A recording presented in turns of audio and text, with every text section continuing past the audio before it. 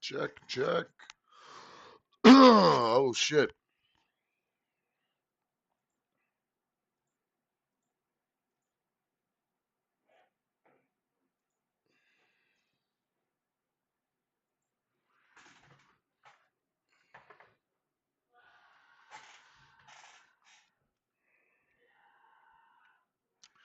Oh, shit.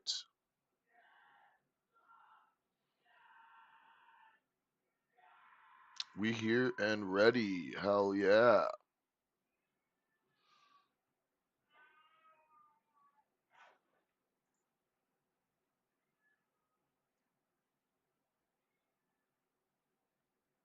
Oh, you can hear that? That's Max recording Enswell vocals.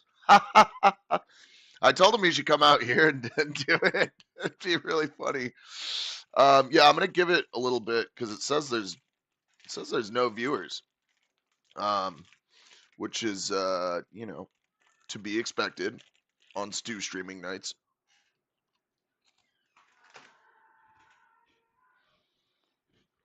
Um, yeah, I need to get some water too.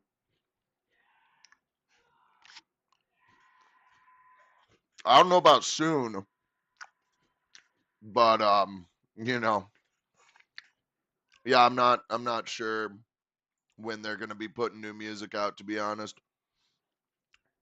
I know they did just go down to Nashville to record with Joey Burcham, who's really dope um, producer down there. Yeah, I'm gonna get some water. Mm.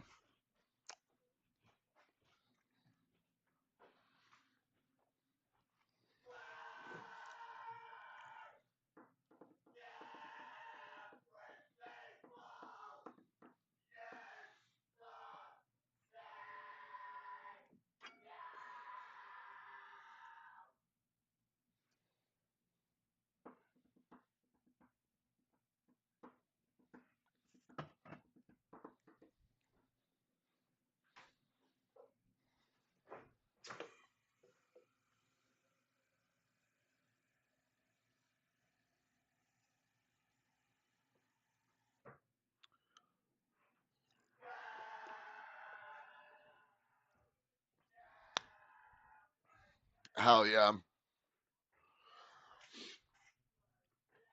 I'm surprised you can hear all that. Uh, but I mean, go off. You know, it's pretty cool. Okay, 2 viewers. Nice. Well, we have 50 entries, of which I think 20 of them are from Brink Frame. Um, yeah, I'm gonna make a post on Twitter too, or did I already? I think I did already.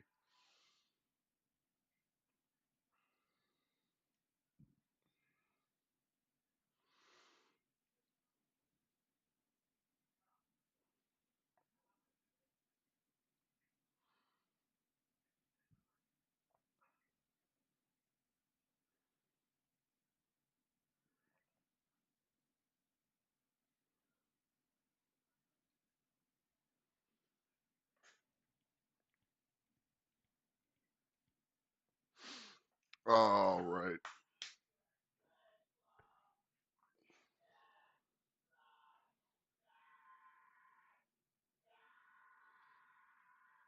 Yeah, it looks like I'm probably just gonna have to do that because I'm trying to game. All right. Let's see. Do.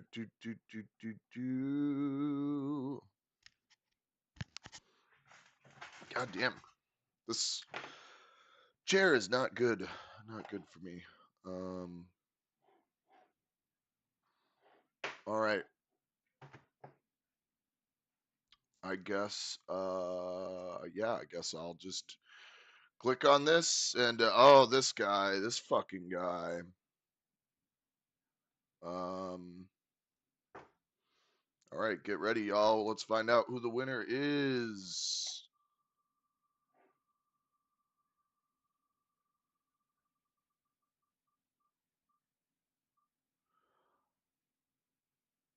It's Chodillionaire. All right, Chodillionaire, come on down. They're not even watching. There's 2 people watching, so this is what they get. Wonderful, wonderful. It's fine that no one's watching right now. The whole idea was to have people subscribe to our Twitch page because that's only going to be good for our Twitch page. So congrats, Chodillionaire. Let's get that fucking big on there really quick. Such a fire name too.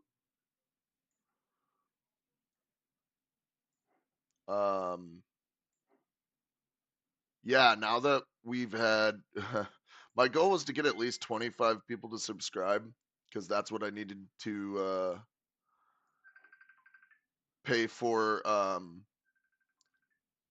that's what I needed to pay for Death Stranding 2, which I fucking need to go. I need to go buy that shit.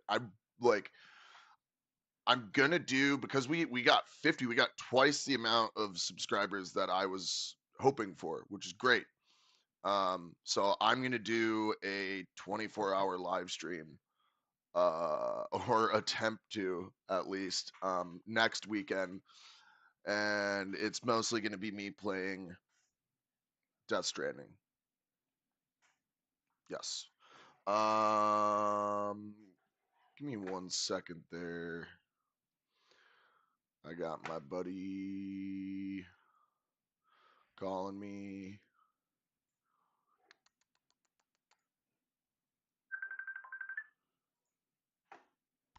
Oh, Carson D. Bell. No, don't. Why would you use the fucking. That's so brain dead.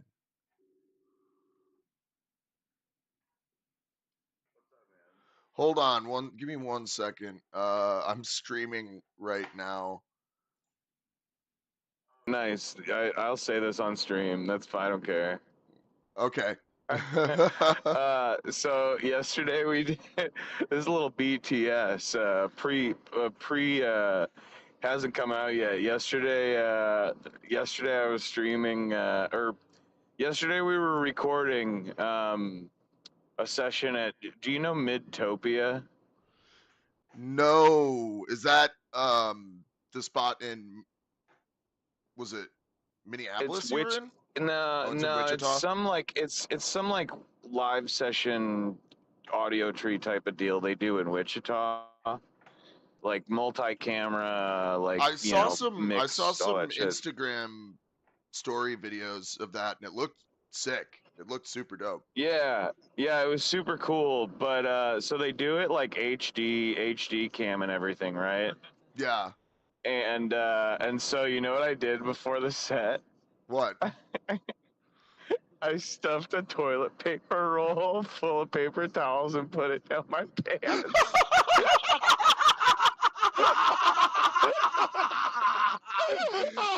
That's so fucking funny, bro. Oh my Yeah, bro. god. Yeah, bro. I know. It was like I was like, fuck it. Like I like I thought I was like, it'd be really funny. Like, should I? I like, fuck it. This will be so funny. That's really fucking funny. That's just full on like Eric Wareheim. Yeah. Yeah, dude. Yeah, that was why I called yesterday. I thought that was really funny. I thought you'd get a kick out of Yeah. that. Very Yeah, good. I called you this morning. Oh, somebody on the stream just said pity shots just said CDB is God. Yo, shouts out. Thank you. Yeah, no, I was hanging out with Kimi last night, and there were 2 really good tidbits from our chilling session. Only one of which is Stream appropriate. stream appropriate. Yeah. One of them I'll have to tell you about later, and that sucks Okay. because that's the best one. But Okay. so I was with Kimi and Ilsa, And Ilsa was good friends with Julia Jared in high school, who was the object of a young man's affection. A young man, a young man named Eric DeVries.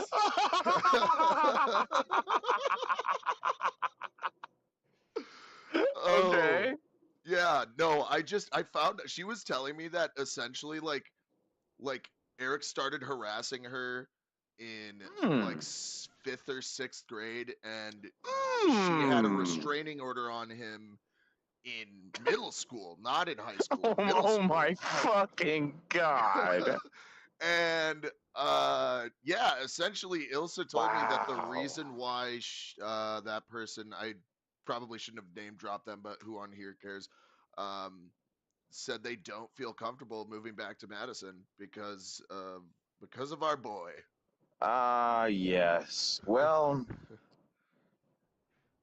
that really sucks for her. I feel really bad that her life has basically just been like the object of Eric's torment, like just Yeah, from childhood. That's fucking insane. it's absolutely awful. But I thought you would get a kick out of that. Yeah, unfortunately, I do get a kick out of that. Unfortunately, I do get a bit of a kick Oh out of man, that. yeah. We are off to Lafayette, Louisiana. We are Nice. about 2 hours away. Noah's car almost blew up this morning, but Cameron saved the day. Woo! All right. Yeah, life is good. We are trucking on, but yeah, I just wanted to call and tell you the big news. I stuffed my pants on on an HD video, on a 4K HD video. Dude, that's So yeah, amazing. I know I'm really looking forward to seeing the shots. They're super nice too. Dude, they were so cool. It was like in this warehouse in the middle of Kansas, and it was like, it was just, it was like a wrestling ring, like almost like a wrestling ring, like a fucking octagon, like type shit. Damn, really? And like the stage was awesome. Like it was really big, and the sound was incredible. Like, we had in-ear monitors, and just did the whole live session there. They let us do a couple takes of each song, and then yeah, I mean, we hung out there for the better part of like 5 hours, just doing our and Lobie's session, and they had like a ton of food and like, shit for us to just eat and hang out, and What yeah, it was was great, man. what was the name of the thing that like the It's Midtopia, I think, right? That's what it was, right? Yeah, Midtopia in Wichita, Kansas. Midtopia music. Yeah, Hell yeah. hell yeah, brother. That's Well, so sick, bro. I love that. I love that. Next time you gotta wear like you gotta no, this would be actually pretty bad. I was gonna say you should put a dildo in your pants and then whip it out when you're performing. I don't know if that would go over too well though.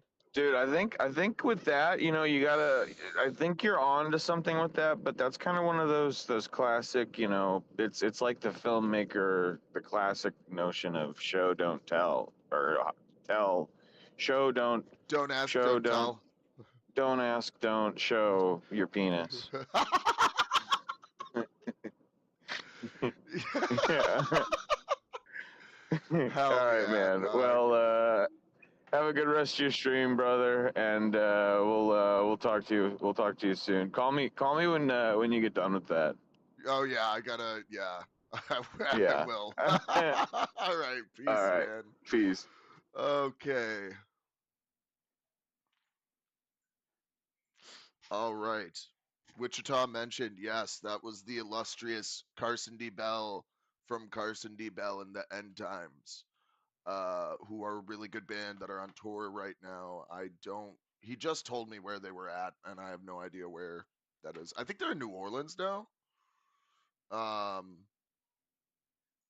I think they're in New Orleans. Yeah. I don't know why this shit says that my microphone. Oh, you saw them yesterday? Fuck yeah. Yeah, they're fucking crazy good live, dog. I love seeing them. Carson's like one of my oldest friends. We went to high school together. Um, and we were in a band together called Meat Jelly many moons ago. Um, but now that we announced the winner of the raffle, I'm gonna write that down just so I don't forget it. Um, let's get into. I think I'm gonna play a little bit of Half-Life 2. Um, was hoping that I could get some other people to do it with me, but it looks like everybody is.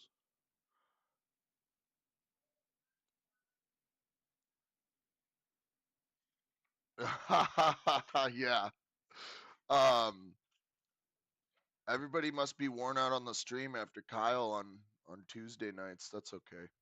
I'm gonna turn this AC unit up because this is now much hotter than I anticipated in here. Um, yeah, that is wild. That is wild. Uh, all right, let's get into some Half-Life 2, and then I think I'm gonna try and finish Death Stranding 1. I think that is probably the move for the evening because I'm very close to the end for that. Oh, but I'm on the. Oh shit! Gosh darn it! I'm on the final cliff battle, which is really fucking difficult. So let's get on over to this bad boy here. I'm gonna exit out of that. We don't need that.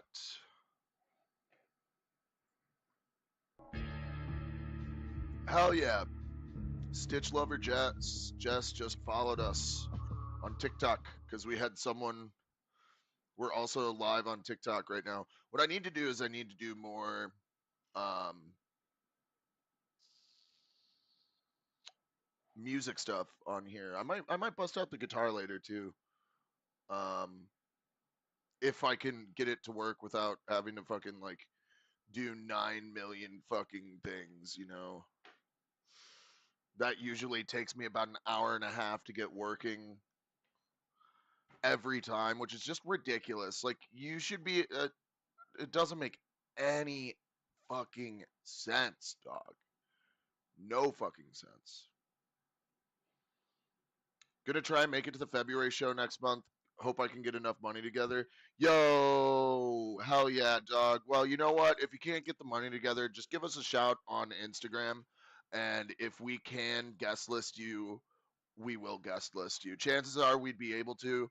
Um, but February, it just depends on what February's like tour package says about guest lists. That's depends on that. So give us a shout if you can't make it. We want to try and help the homies out.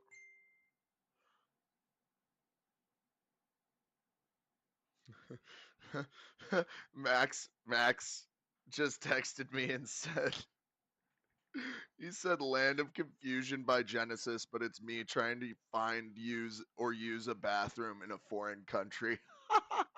It's fucking it's right there. Dude, they could hear you screaming on the stream, bro. Yeah, I was surprised, honestly, but yeah. Damn.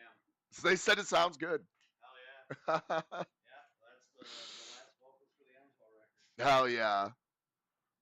Um, yeah, someone was asking when is the new Enswell coming out? Full release. Full release probably next year. If we're lucky, we'll have a single or two out by the end of the year. Hell yeah.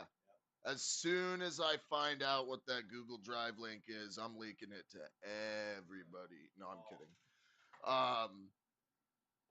Dude, Carson just called me and he told me that they did this. They're on tour right now. They're in Wichita, Yep.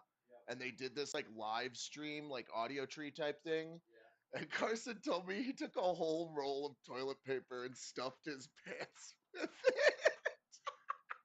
Carson D. Bell is the next Bon Jovi. Yeah, bro. So dumb. Oh my god. Oh man, I can't wait to see that video. That video is going to be really, really good. All right. Let's get to the action here. There we go. Game.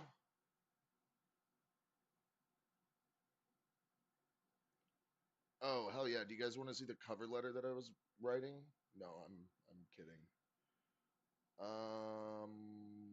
Here we go. Yeah, that's it. That's what we're looking for.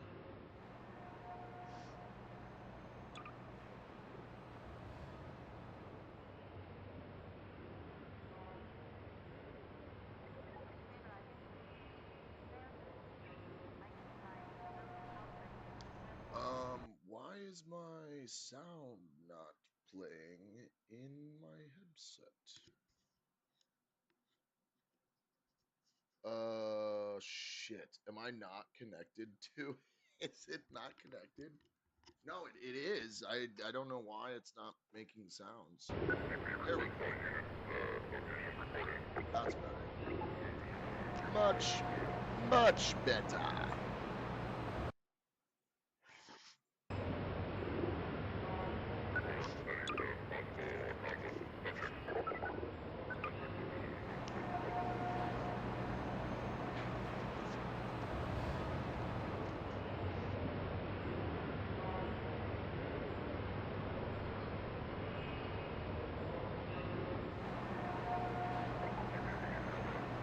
I think we got like halfway through Ravenholm.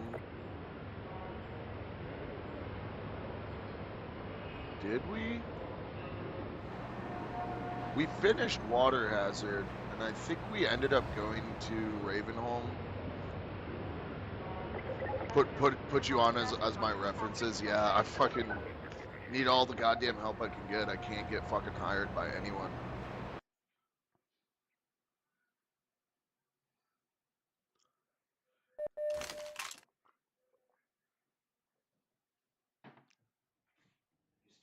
What's up? Oh, sweet. Thanks, bro. All right. Let's fucking do this.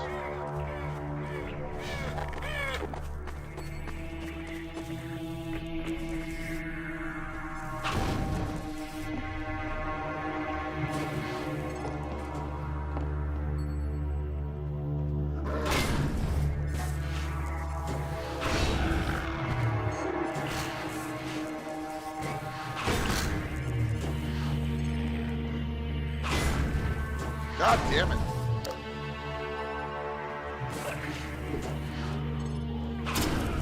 Oh yeah. When I was a kid, that was like the coolest thing ever. Being able to chop zombies in half with a fucking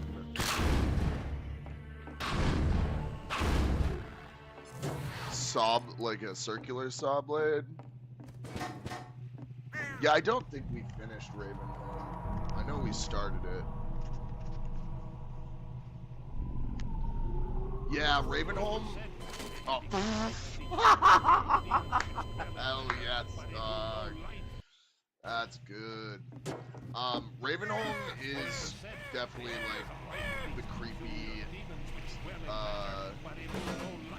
creepy portion of Half-Life 2. But when I was a kid, I was really, really into zombies, and so this was my shit. Also, like that's fun. That's just fun.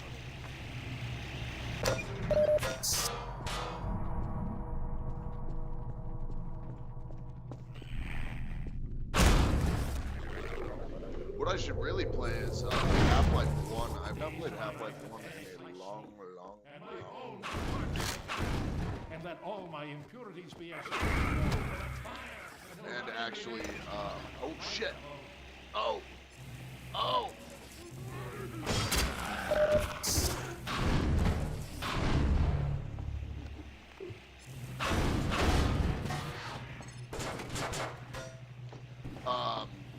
Half-Life 1 I haven't beat in a long time. I've never beaten it on the hardest difficulty, which is like I always try to beat games on the hard or play games on the hardest May the difficulty. angel of the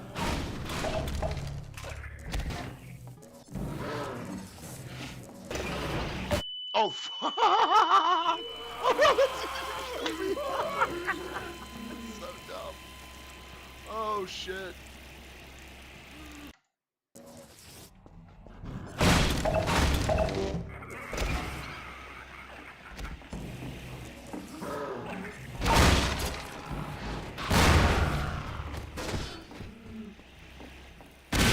Hell yeah, get ripped.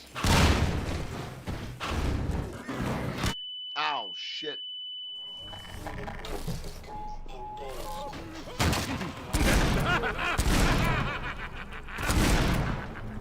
Damn. Double hit. What? Who is this? Another life to save? I'll keep my eye on you. More than that, I cannot run.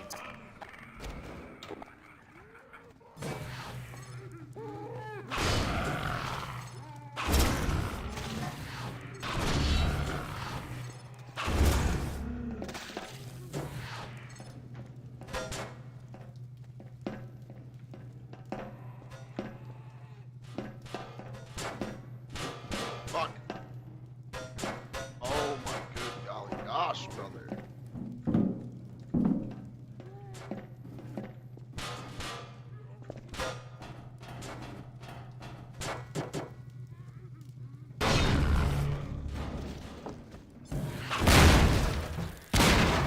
Yeah.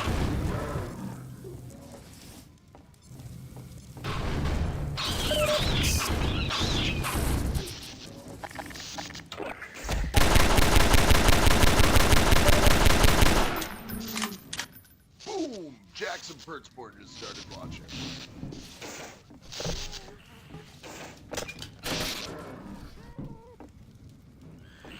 Oh, that works, I guess.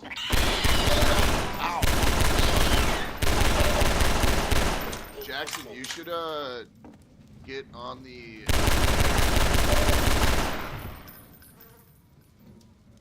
You're not actually. I used to be 100% if it's not hard mode, you're not actually playing. Now I have no time to play games, and when I do, I don't want to sit there frustrated for 2 hours and make no progress. I feel you on that. I used to be very, like, the opposite, where I would be like, why would I ever play on hard mode? There's no reason to do that for any game. But then I don't know, I just like, I think it just, I kind of craved the challenge.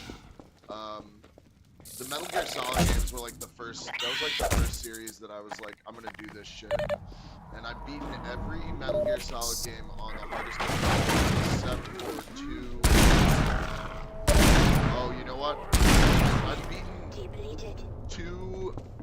2 and 1 on hard, but not on extreme. And I will tell you what. Metal Gear Solid 2 Extreme, like 1, at the very least I got all the way to the last boss. But 2, Metal Gear Solid 2 on extreme mode is just, it's just impossible because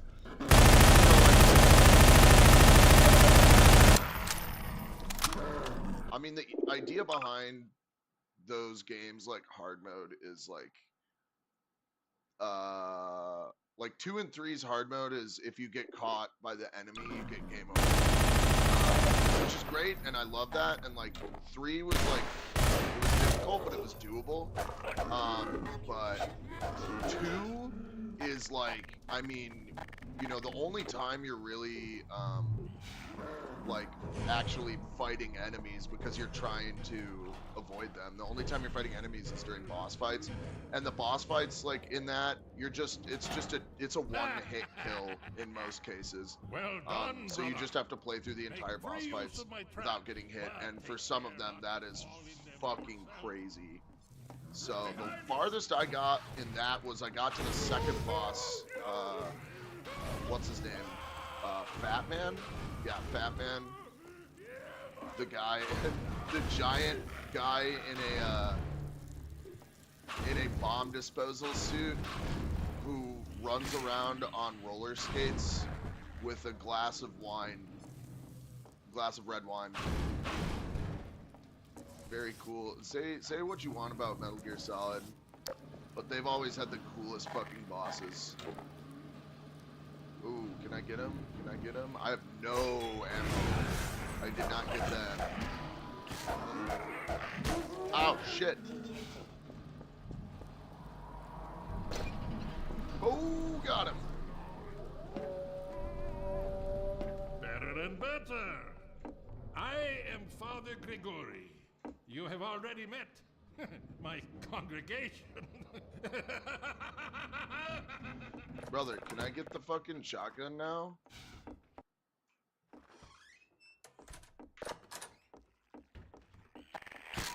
Ow, fuck. There we go. Oh yeah, now it's shotgun time, baby. Woo! Ah, I apologize. Oh, good golly. For the police are concerned.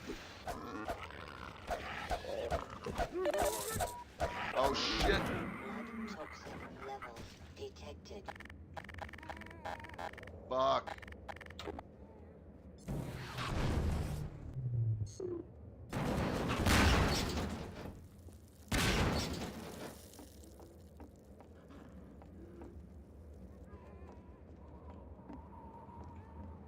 I can never remember where the fuck I'm supposed to go here. Oh, there's a ladder over there. That's what I'm supposed to be doing. Okay. Come on, bro.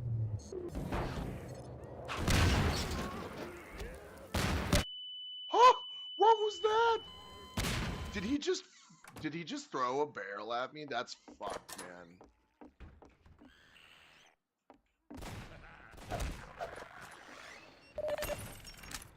Be free, my child.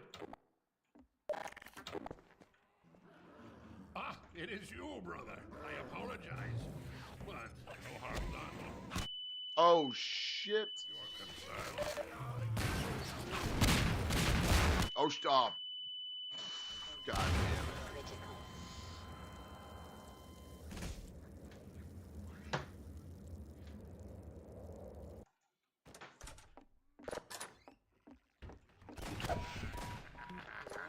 Laceration detected. Return to your true nature.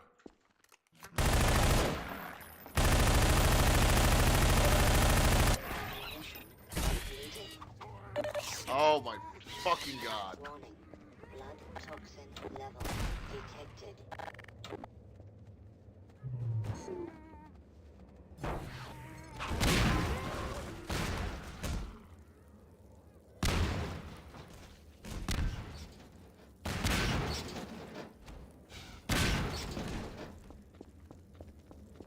Alright.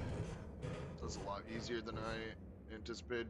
I know. I agree. I wish, like, what's their most recent game? That game Although they Deadlock. call me I've never Chris, I played it when it was beta. I guess it's still in beta. I can't go for that kind of stuff, dog. I don't know. It's just not my thing.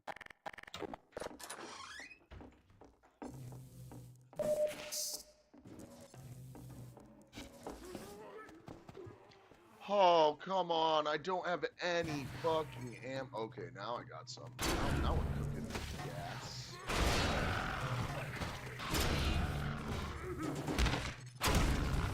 Oh, yeah, baby. Yes, hero shooters have never been. I guess you could call Team Fortress hero shooter. Half-Life Alex would be a cool game if you didn't have to drop a couple grand to play it. I agree. I managed to be able to run it on my laptop. Actually, maybe I should bust out Half-Life Alex tonight. Okay, because I avoided spoilers for that game for an entire year. And I remember the 1 year anniversary of that game coming out, I was like, you know what? I'm never going to own VR headset. It's never gonna happen. Like, I might as well just like read what happens in it because I'll never get the chance to play it. And I love the Half-Life series, so I need to know what happens. I went on Wikipedia, I read the plot synopsis, and I went out and bought a VR headset later that day. And I managed to find a headset, like the original, um, it's the original Oculus Rift. I think I paid $120 for the whole thing with like controllers, headset, sensors, wall mounts, and everything. And it's cool, but it's an absolute hassle to like set up. Yeah, it sucks setting it up and tearing it down. You know, that's why like the newer ones that don't have the sensors aren't great. I would love to have an Index, maybe someday, but not any day soon. Here, brother. Come closer. You've stirred up hell. A man after my own heart. Here, Papa? I have a more suitable gun for you. You'll need it. Catch. Good. Now, keep it close. My advice to you is aim for the head. Hush. PSVR 2. I've not played the PSVR. Max has, and he said it's pretty cool. Yeah, you know, it's like you said, there's not really any games for it. So that's why I haven't gone out trying to buy it. I will say that when the first PSVR, when that came out, they did have Hitman VR, but they ended up bringing that to the PC version of Hitman and then so, I'm dead for sure.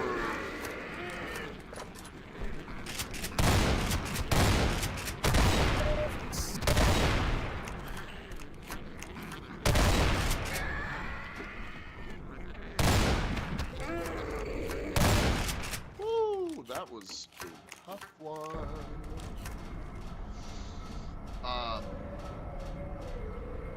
Oh, they're not? Oh, that sucks. That sucks.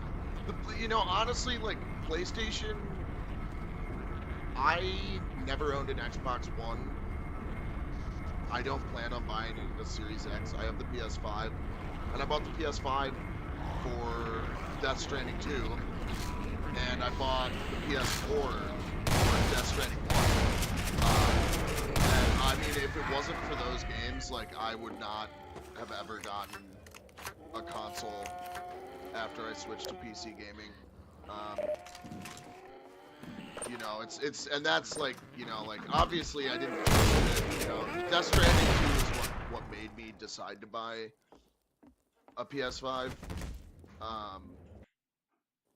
But also, like, you know, there's good games for it. Like, you know, Demon's Souls is good. I just, like, there's not many, I don't know too many people with a PS5 that play multiplayer games. And I don't really do, like, the whole Call of Duty stuff, really. I haven't been into Call of Duty since Modern Warfare 3, the original Modern Warfare 3.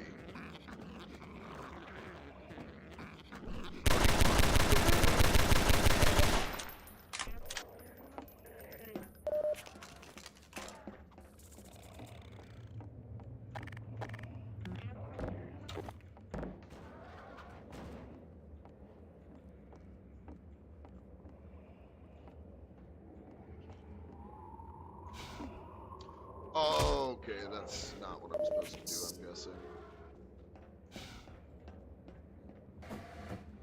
Luke fucking Furkovich, bro. Just started watching on Instagram.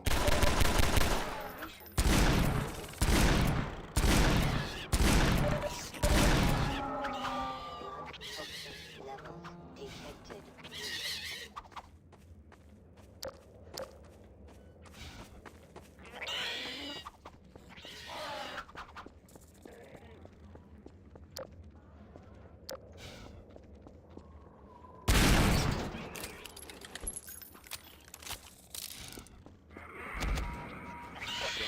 bitch.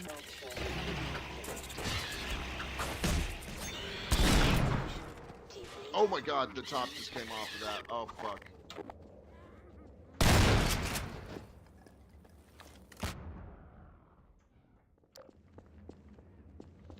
Alright. This is the part where I never know what the fuck to do. No, I just came from here. Fuck.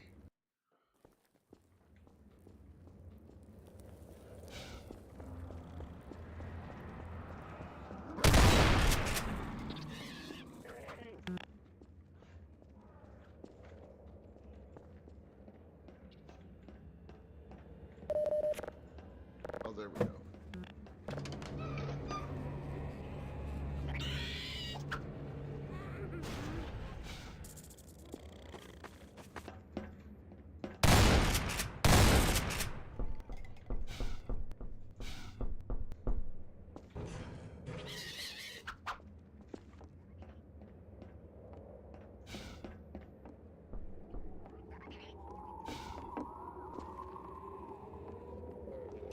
Oh, that's what we needed, baby.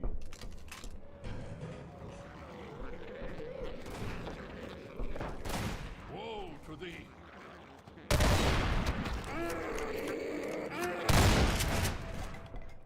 Thank you, Father Grigori.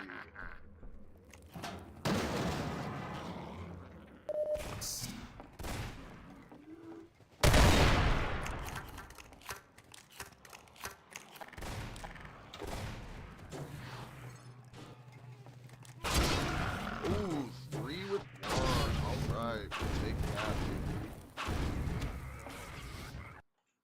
Oh god! Oh shit!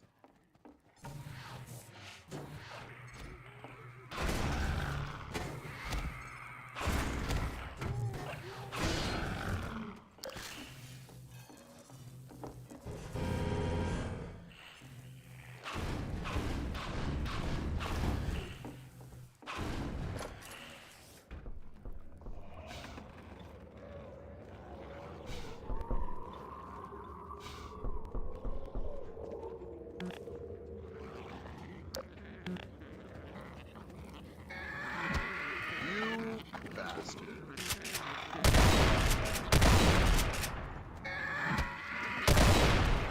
Lacerations detected.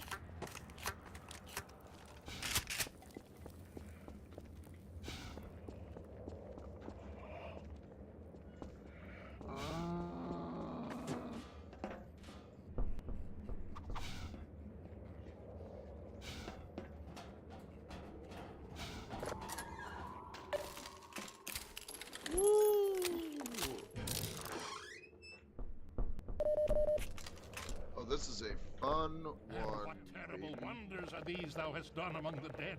What shades rise to confess thee, and what spectres shall know thee by thy No, name? why did I do that? That was... What the f... That's so stupid. There you are. At last. I will send the cart for you, brother. It will be but a moment. Patience, brother. Guard yourself well.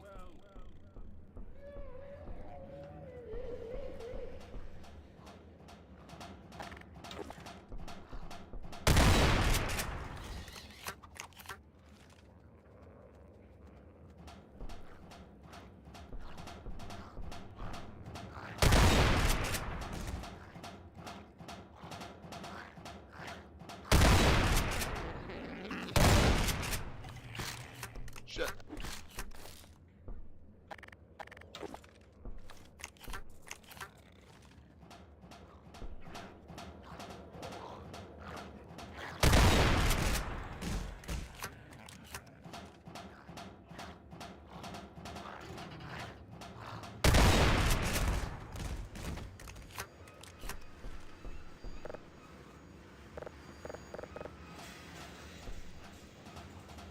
Bro. Is the thing even...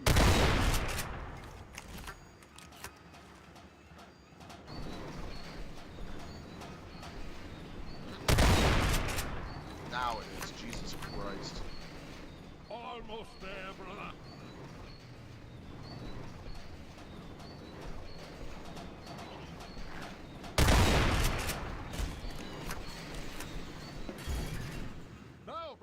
Step into the cart! The handbrake, brother! Release it and come down!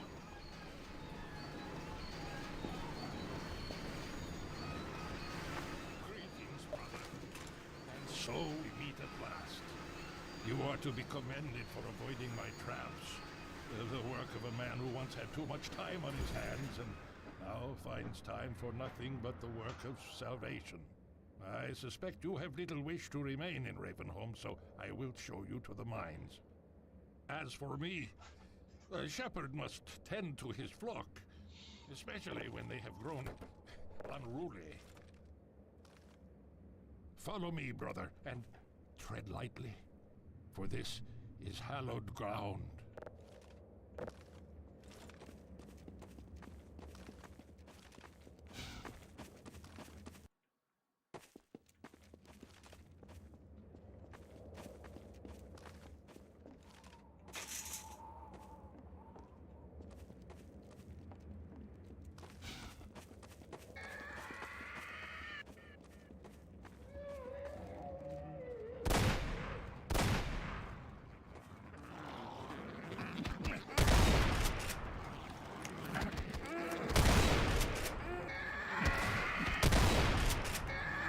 Oh,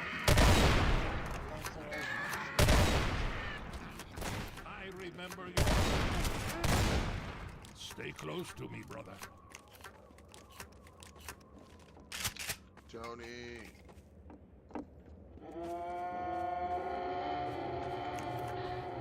Aim for the head.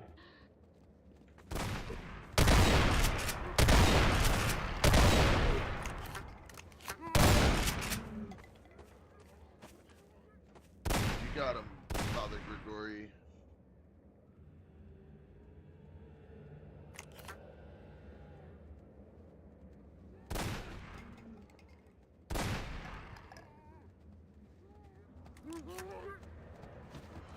Oh my god.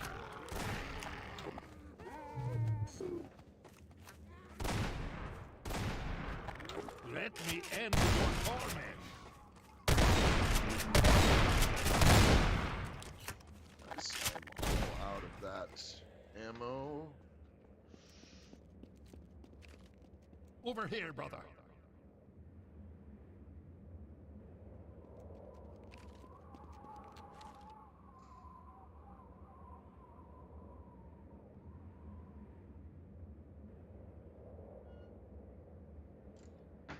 Whatever.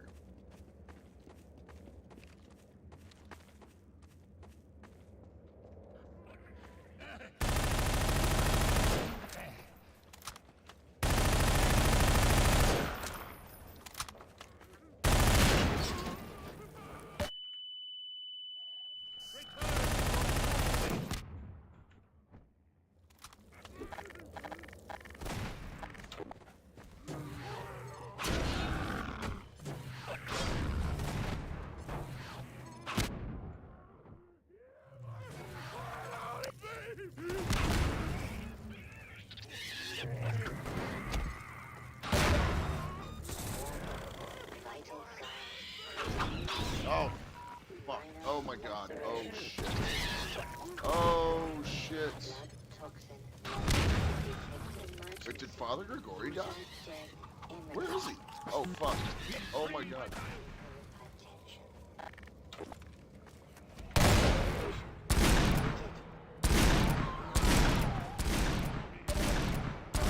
Dude. Woe to thee.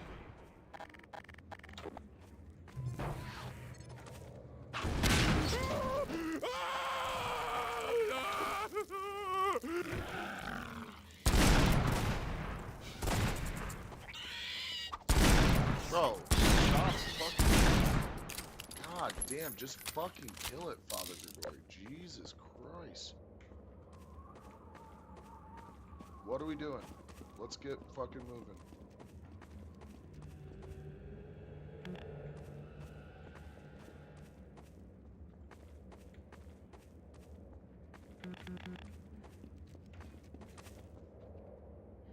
Hurry while I hold the gate. Alright. Fair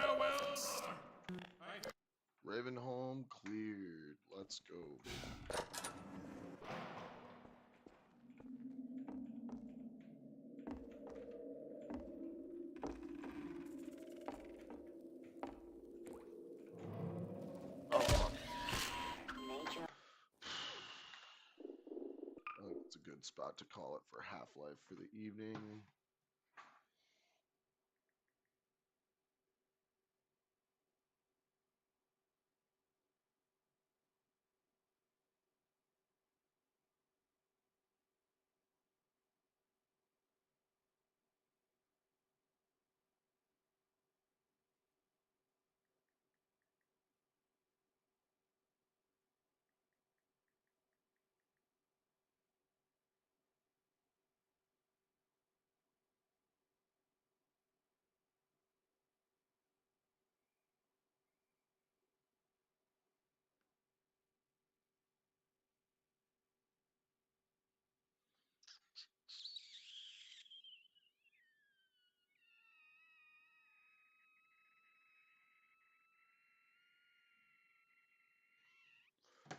Okay, we are gonna do this. We're gonna save. We're gonna get the fuck out of there. We're gonna get Death Stranding going. No, we're not. Oh fuck. Yeah, stop the game. Stop the game. Stop. Jesus. I've got to do some wild shit.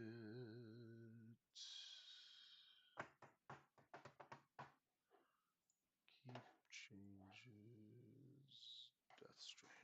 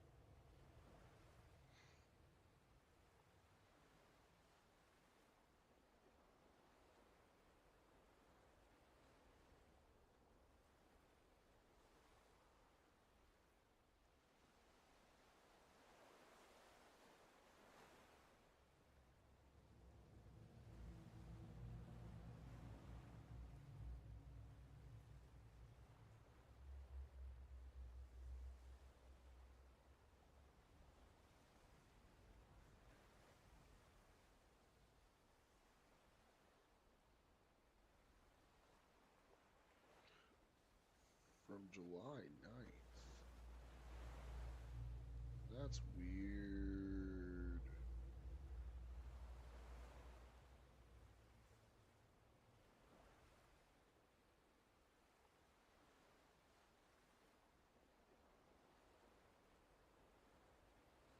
Huh. I guess it said Kyle was doing Half-Life 2 on stream the other day. I'm gonna fucking really quickly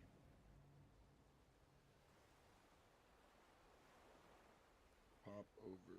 No one's fucking watching, so it doesn't matter.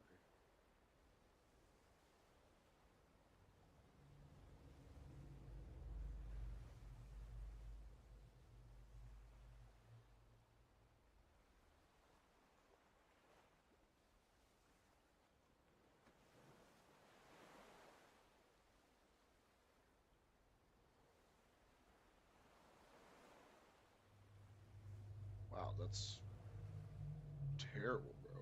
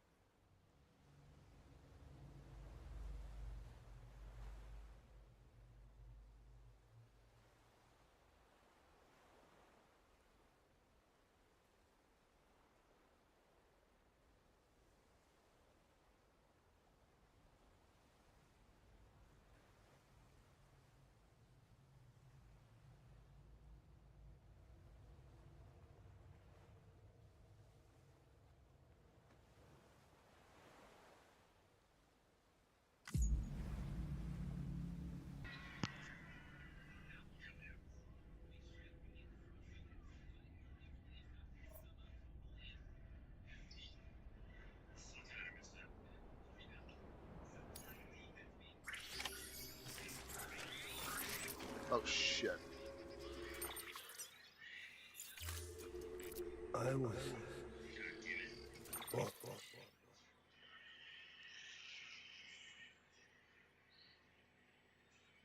Oh, someone's watching again? Holy shit. Don't see that every day.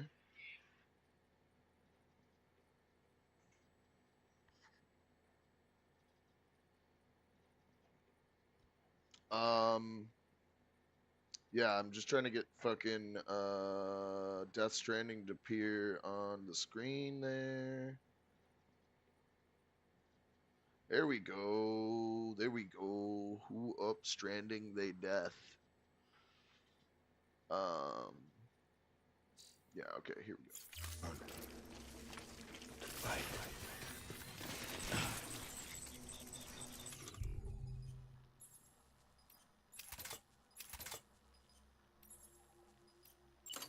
All right. We're going full sneak mode, full solid snake with this one. This is like a extremely difficult boss battle right here. I think it's like, I think this is like the last boss battle in the game. I think after this, I just have to like run all the way back across the entire map, and then the game is over. It's all my fault, baby.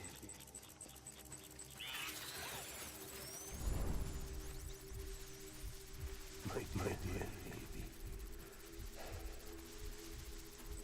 Problem is, switching weapons in this game takes so long, dog. It is My baby. bad.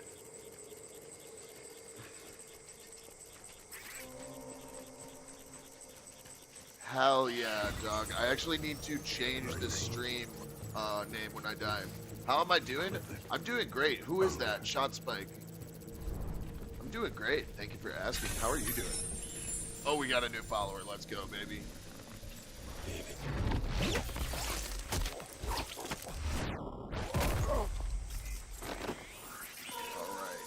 Alright. Oh shit, that was him. Fuck. Very brain dead of me.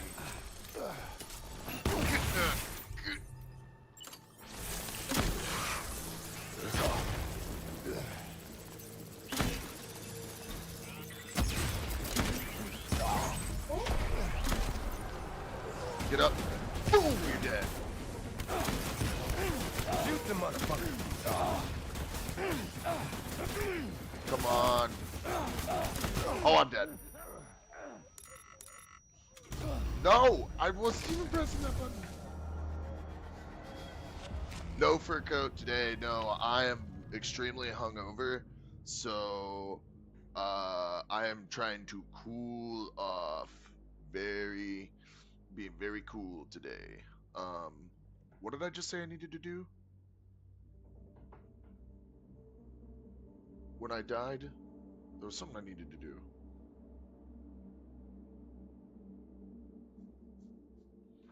Fuck, I don't remember.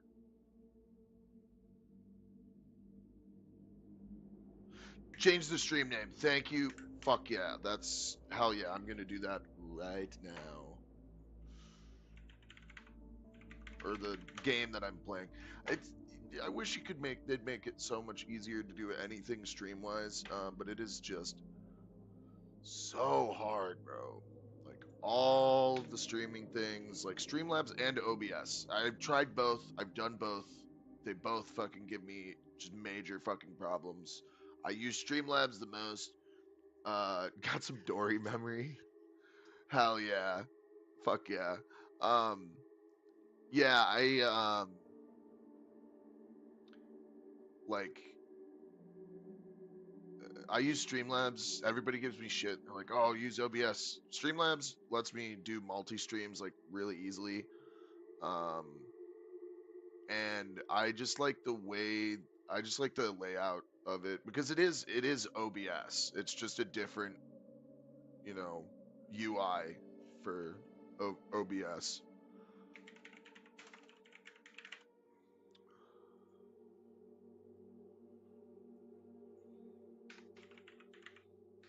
I honestly might go out and buy Death Stranding 2 tonight. I am like so tired of waiting for it. Oh, but it will hit so much harder if I play it for the first time live on the stream.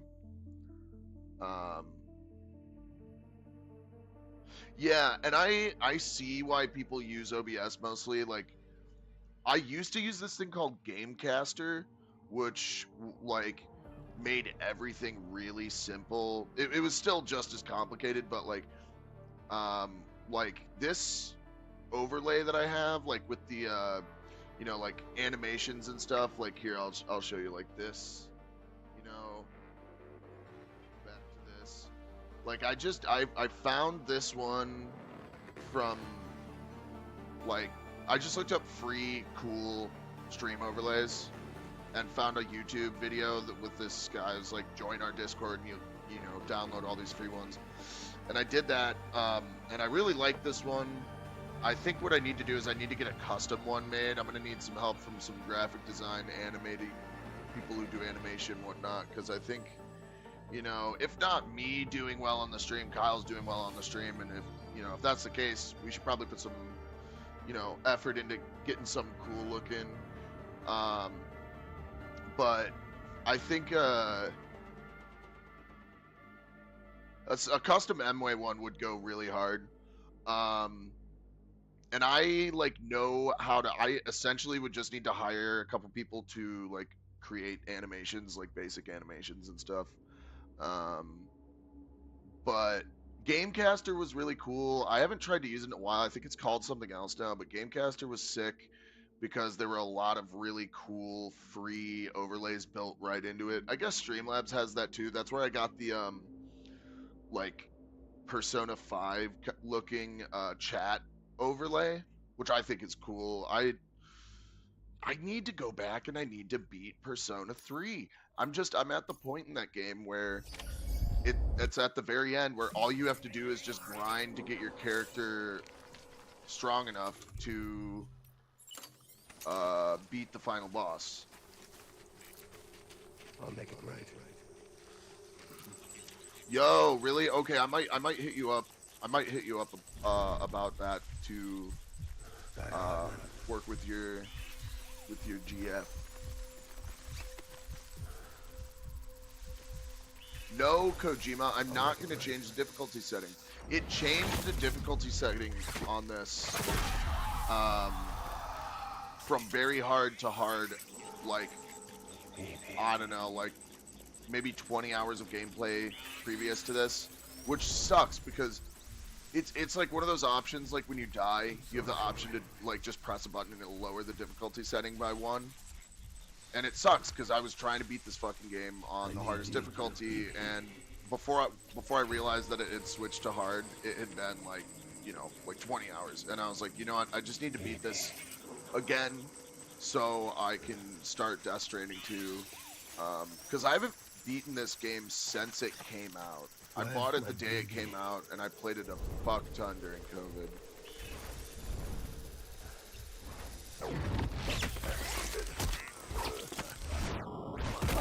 Yeah, so it wasn't by itself. It's like sometimes when you die enough times at the same point, the game will be like, do you want to lower the difficulty, like in the death screen? And there's an option to do it. I must have accidentally hit that, like just like rage pressing the X button to get to the next part. Okay, there he goes. Nope. Nope. Nope.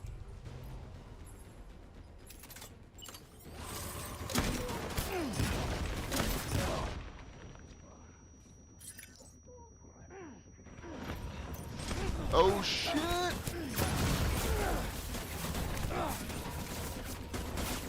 Fire the fucking gun! Oh, eat the cryptobiotes. Oh, and I'm dead. Yeah, Death Stranding came out in 2019, which is crazy.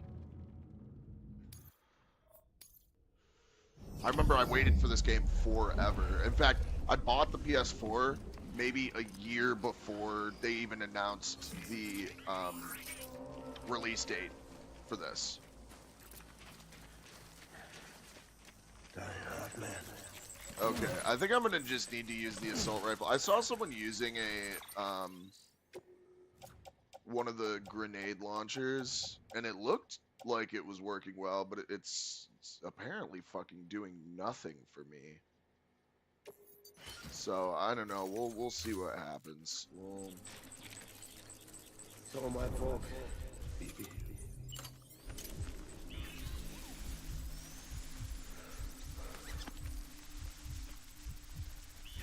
My name? Yeah, I like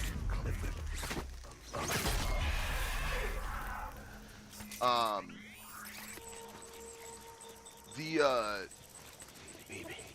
so with these boss battles you have to down him like I think like 6 times, and he just like is a fucking bullet sponge. Like he just like he can withstand like just so much. But with the assault rifle, if I unload 2 whole clips into him, that will take him down.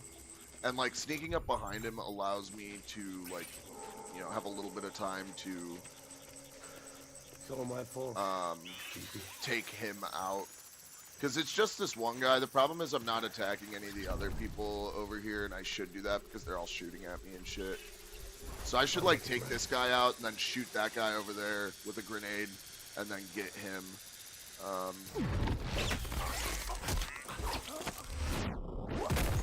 Yeah, in fact, that's what I'm gonna do right now.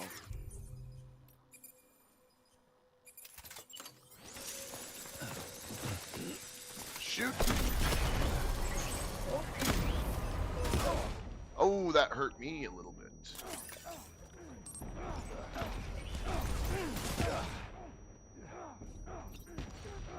And I'm dead.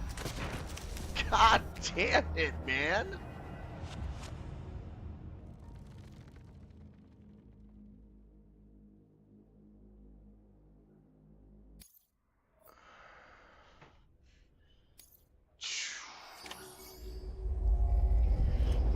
Yeah, that's the thing is he respawns them like as they die. So I guess I could try taking all of them out, or at least like most of them out before. I'm gonna try with the assault rifle again though, cause that I know it's and the thing is, like, this game doesn't have a whole lot of combat, so because like there's only 3 battles like this in the game, they make the combat portions of this game like way harder, because there's so few. I just want you to be happy.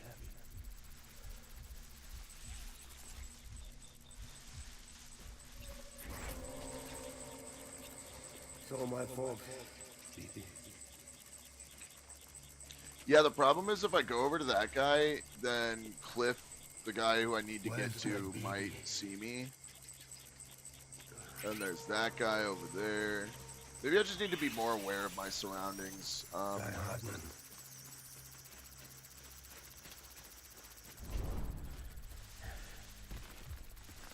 Get my baby. Yeah, because if I go over there, he's gonna see me. Maybe I should try doing it with the blood grenades. The problem is I don't want to drain my blood like too much. Oh, and of course I don't have a blood bag, so that's gonna help me. I just want. Right, exactly. You're not also not as used to fighting in this game. Yeah. But I will say the Cliff battles are great. I think Cliff is a really good character. Let's see if this will do it.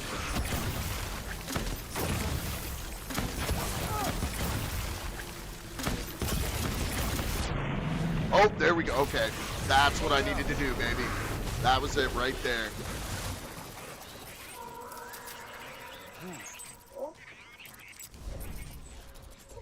Okay. All right. What was that like? We need reinforcements. Is that like 7 grenades? 7 blood grenades? I need to, now what I need to do is I need to find some blood bags. I need to find a blood bag and I need to find some cryptobiotes, which are the little worm guys that you eat to gain health again. Here we go. There's a blood bag over there. What is this? Blood bag. I just Um, you to be happy. I just did the Higgs boss fight. That was super cool. Like the all like hand-to-hand combat. Very like very Metal Gear Solid. That's why I'm so excited to play the next one, because like they said there's more of an emphasis on combat, which is going to be super cool. Not that I dislike this game. I actually find this game very fun. I know a lot of people think it's just super boring, but the story is great, and I think like Death Stranding, like every Hideo Kojima game. I was just telling this to someone yesterday. Every Hideo Kojima game has like progressively My dear. enhanced the way video games can tell stories in like a massive way. So like I just like with Metal Gear Solid 1, like, you know, a lot of people don't like the Metal Gear Solid games because they have so many cutscenes, but the like story is, you know, that would be bad if the story was ass. But the story for the Metal Gear Solid games is fucking amazing. Like honestly, all of them are like way ahead of their time, and this one in particular, like I need you, baby. this one in particular, like the story is, you know, like it's just insane what he can do with a video game. And like, you know, before Kojima, like storytelling in gaming was not a thing, you know. I mean, I guess I don't know. I guess around that time it was like Metal Gear Solid and like a couple of other things. But Hideo Kojima was also like one of the first people doing like visual novel games. Like there's a game called Psychonauts. No, not Psychonauts. That's the PS2 game. Police Knots, which he did for the Sega Saturn. That's really good. And you play like a police detective, or you play a private investigator investigating like a murder or something, and it like takes place in space. It's like super sci-fi. And then he did another one called Snatcher. Before that, Snatcher was first. Snatcher was essentially like the visual novel. Like it was a lot like Blade Runner. You played like a Harrison Ford type dude, as part of like a squad of people who like go around and try to find these like androids that take over the bodies of humans or some shit like that, called Snatchers. That I played through all of, and that was really good. Really fucking good. I think I might try and just get at him like this.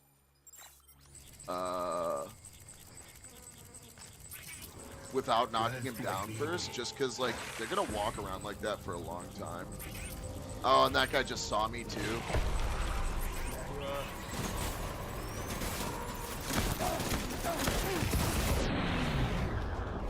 Okay, got that guy's down.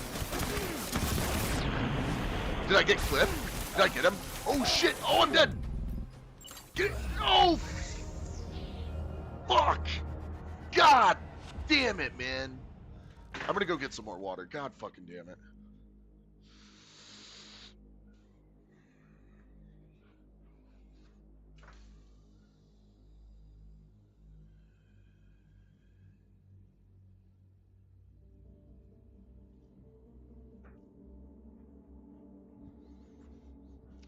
That's such ass. That's such ass, bro. I just realized I haven't even had the Instagram chat up, so if anybody said, nope, nobody's watching on Instagram. That's okay. I would not expect people to be watching anywhere, to be honest. But yeah, I got super into the Metal Gear Solid games, I think like around 2014 or something like that. Always watching. Hell yeah.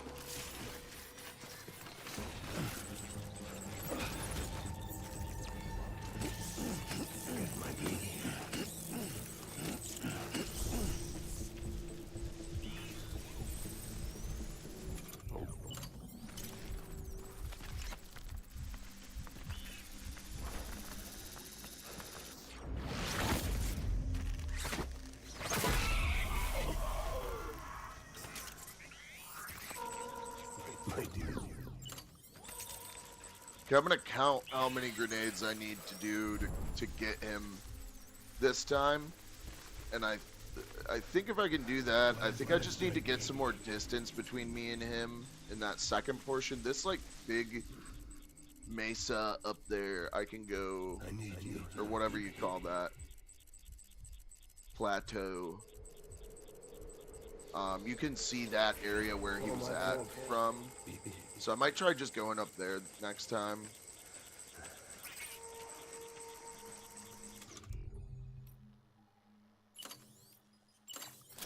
I'll make it right.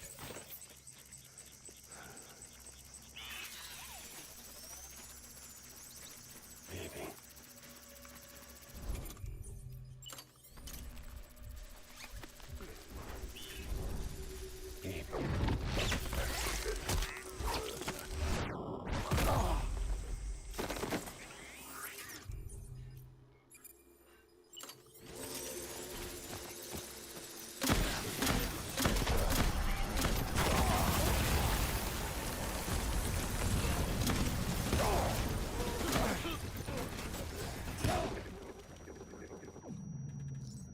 Did that get him?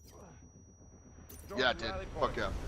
So that was 8, 10. That was 10 grenades.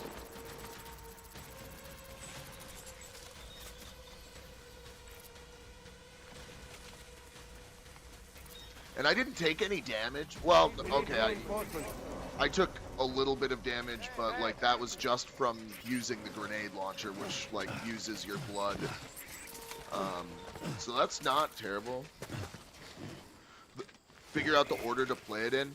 Honestly, I think I wouldn't be too concerned about storyline. I think what the best way to do it for Metal Gear Solid, the best way to get into it is to find the one that is like the easiest for you to play. Because like starting with the first one can be very off-putting for people because that game's really hard. Like, you know, the fucking old school like tank controls are difficult to get used to and master. But oh, that guy just saw me, bro.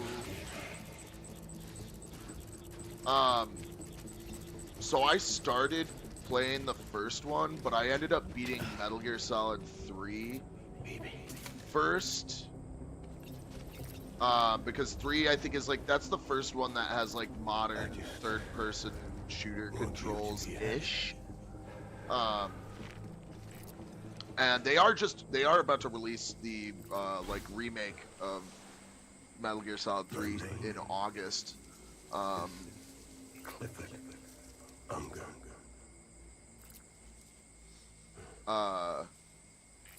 will say like my favorite one is Metal Gear Solid 4, but that's really difficult to play because it's only on the PS3. I'm pretty sure they're going to re-release it for the modern consoles when they end up doing like the Metal Gear Solid Collection Volume 2. That's what everybody's like assuming, because like they made it a point to call that first collection Volume 1, and they wouldn't do that. Like the only other games for them to release are Peace Walker 4 and 5. And God forbid, for some reason maybe they would release Portable Ops or like Metal Gear Acid, like the other PSP games, because Peace Walker was a PSP game, and Peace Walker is, in my opinion, the best PSP game.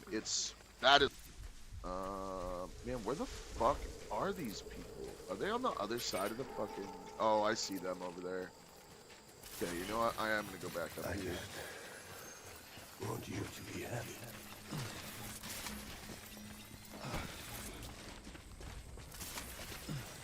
Ooh, okay, Sam. Slow down there, buddy.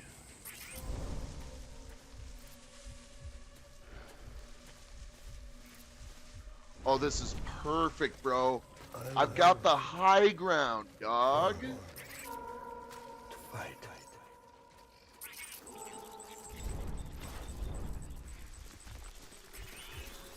My dear baby.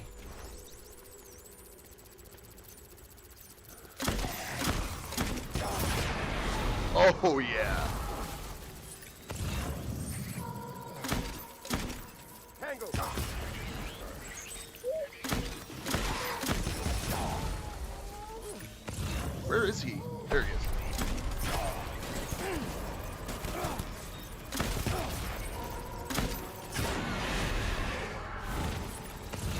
Oh, he's running away.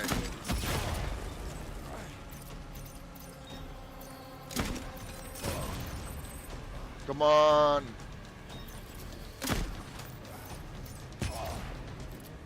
Oh, come on. Tell me that's not getting him. Oh, because they're not blood ones anymore. God damn it.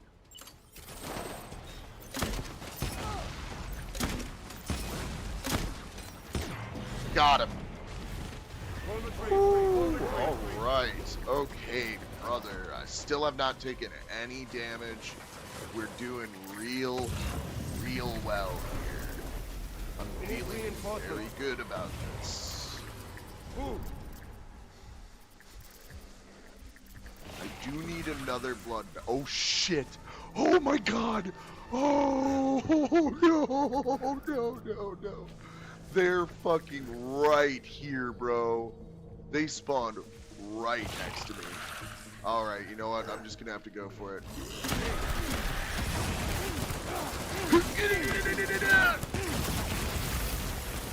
Oh shit! All right, you know what? I'm gonna have to retreat. Honestly. Oh fuck! Oh shit! Did I just lose everything in on my back? No, I lost one of my.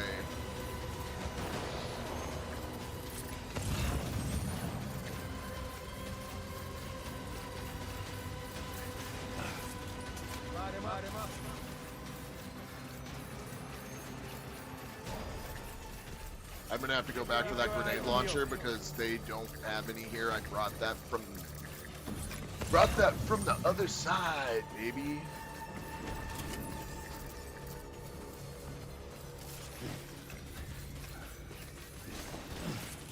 Disengage.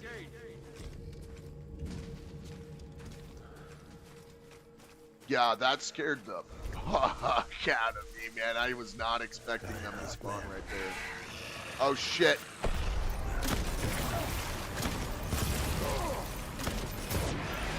Did I get him? No. No, he's not down. Open fire. Stay alert.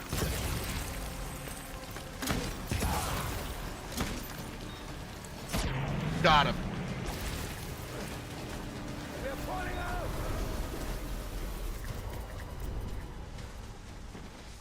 Okay, so I do not have much. I should have brought like 4 grenade launchers with me. Okay, alright. I don't need this all-terrain skeleton. I just need the fast one. Going to equip the blood bag. I should also use those hermetic grenades as well. Move. Echo Elite has made it. What is good? Okay. So, I'm gonna need to... Oh, God. I have exactly 10 grenades left. Holy shit. What I need to do is I need to equip a blood bag. Oh, it is equipped. Okay. Renee. Clifford. Cliffy. How dare you slander the great name of Cliff Richards? Oh, where are they?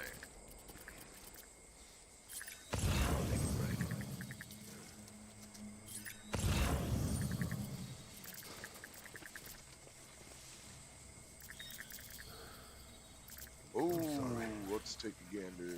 There he is. We've got eyes on Mads Mikkelsen. Get my baby. Dude, Mads Mikkelsen is a great actor, man. He fucking...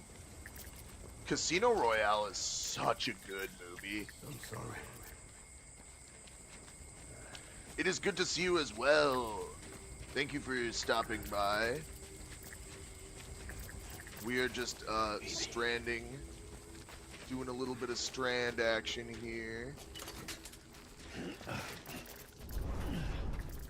My dear baby. Max from Enswell is cooking a pizza in the other room. I can smell that shit. baby.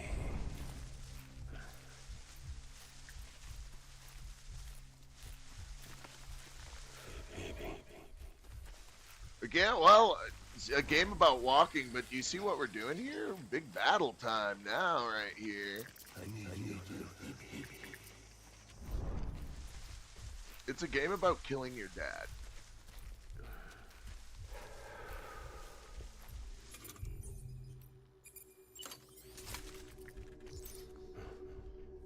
And your dad is Mads Mikkelsen.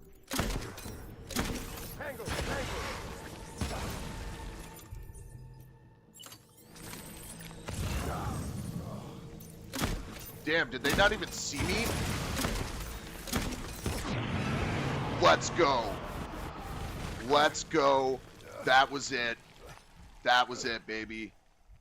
Oh, yeah. Let's fucking go. Damn, that was honestly way easier than I thought it was going to be. Holy shit. I only had to take him down 4 times. Let's go, son. I didn't know before. You couldn't even try right now. Yeah, I feel you. I feel you. It is. It takes a lot to get into it, but once you get in, like this, the story is fucking crazy. Like it's definitely one of the. It's like almost like Twin Peaks. Like Twin Peaks, I had to watch like twice before I like fully understood what happened. And now I've of course seen Twin Peaks 9 million times. I actually was thinking about trying to do like a. I've wanted to do like get my hands on a projector and do like a Twin Peaks watch party like around a campfire in my backyard. I did that one time, like in 2017 when I was in college. My buddy had just gotten a projector off of like a what's it called? The fucking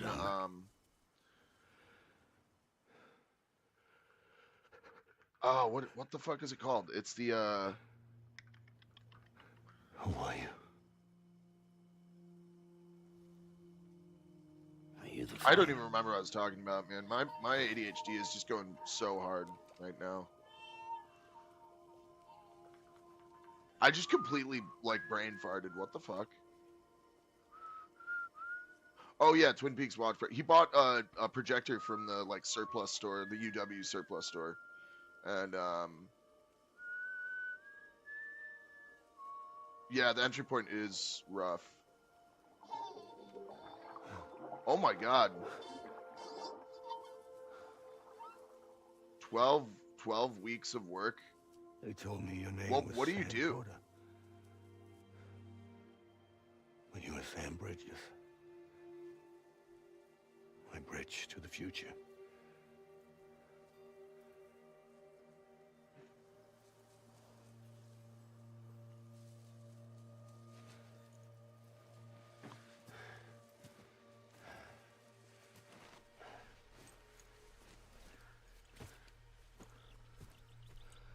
Sam, you bring people together. You're their bridge to the future. Oh shit. Okay. Hell yeah. Stand up. Damn. So that's gonna be a lot of work. Hell yeah. Respect. I don't have a job right now because I'm a substitute teacher, and in the summer, teachers do not take off work because there's only about like 50 teachers during the summer. 6 a.m. to 6 p.m. Damn, yeah, 12 weeks of that'll. Is it good money though? At least.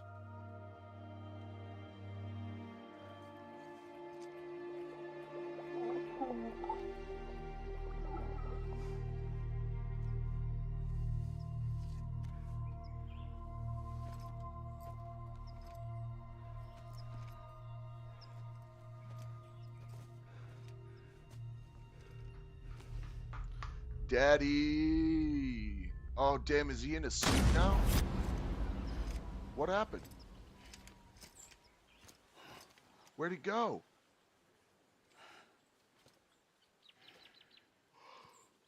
Ooh.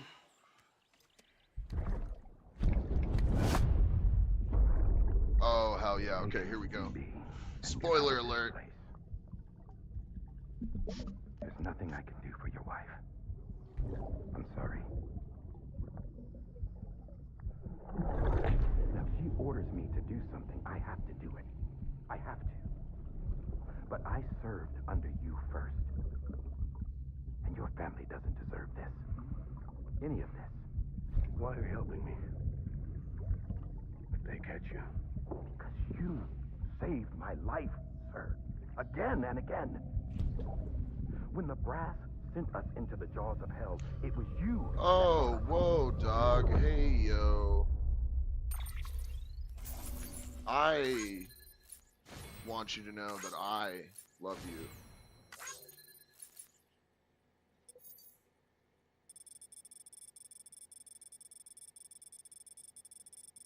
And I have definitely been down bad like that. In fact, very recently, very often I have been down bad like that.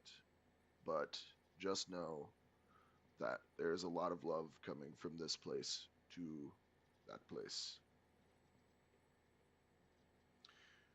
You may say that, and I say that quite frequently, but there are people that depend on you and you don't even know it, and I like it will get better. I promise you. I promise you it will get better. I'm very much in a situation where it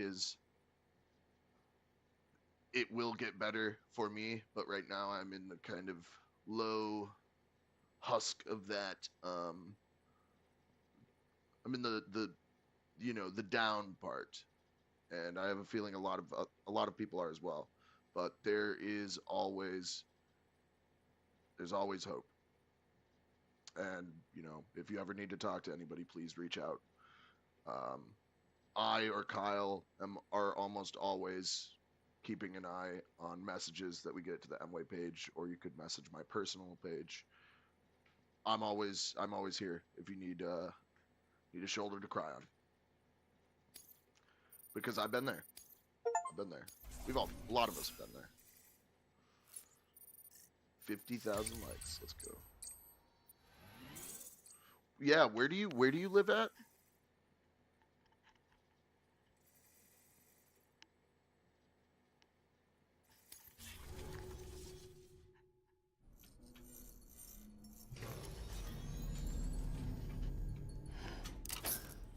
Mississippi. Ah, that is a tough spot for a lot of emo to get down to. Mostly just with the connotations of the South not being fans of a lot of people that we fuck with. Okay? But I reviewed your logs. I will say there are some It gems looks like in you were Mississippi I've caught been in a once or supercell twice. and emerged an instant And I later know on we're the trying other to hit side the of South like Zero. sooner rather than later. Not far from Port York City. So, How'd I wind up here if then? we Remember Victor? end up like, He found you lying unconscious by the harbor. maybe and even a brought you couple of inside. hours away from you or something, like keep I think Cliff might be. Liv's yeah, I was gonna father. say, like I think like He said. like "Give I me back my guess BB." how far is Atlanta from Impossible. you? Because I know I Cliff think was we're born. playing Atlanta Give me later this. this year. Maybe he's trying to tell us something.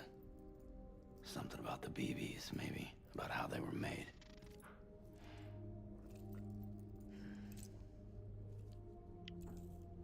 It didn't feel like he was trying to hurt us. It felt like he just wanted to talk. But you said you saw him holding the director captive on the beach. Yeah, they must have some history we don't know about. Them and Bridget. Funny you should say that. I've got something you should see. Found it in the archives while I was digging around. It's a pre-recorded message from the director labeled, "If I don't come back."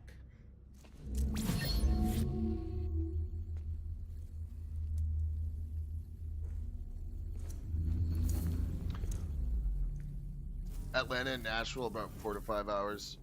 Yeah, that's a trek, but we are playing. We're definitely playing Nashville with This message is Leisure insurance Hour and Boy in case something Clothes happens to me. in October. For Bridget's eyes only.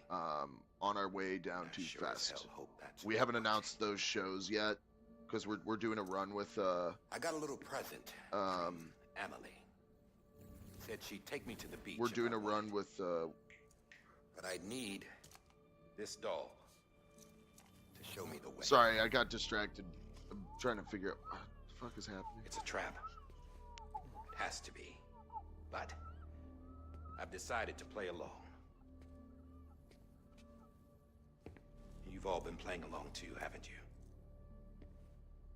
You know this mask hides more than just my face.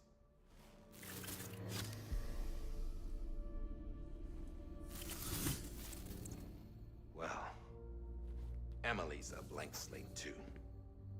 No past, no record she ever existed. She's a ghost. And the thing about ghosts, I never met Emily in person. Have you? Ever seen her in the flesh, shook her hand, touched her? The original team we sent was divided into 2 groups. Emily was with the first, Mama and Hartman were with the second. They had no direct contact with her. Yes. Amelie's group was wiped out in Edgenorth City. Everyone but her. Everyone who could say whether or not she exists. Damn. She's real. We touched, all right? She and I both. Well, I've only ever interacted with her hologram. I'm telling you, I've met her. In person. Lots of times when I was little. Yes, but on the beach. Here's what the president had to say about her daughter. Emily was born on the beach. There her Ka remained, though her Ha came to this world. This division of body and soul forced her to spend most of her childhood in the hospital. But though her health was poor, her Doom's numbers were off the charts. Her supernatural talents blossomed as she grew older and overcame her limitations. But by the time she was 20, she could travel to and from the beach, body and all. And that's where she started spending all of her time. Now, if you wanted to get in touch with Emily, it was via hologram or nothing. The president insisted on that.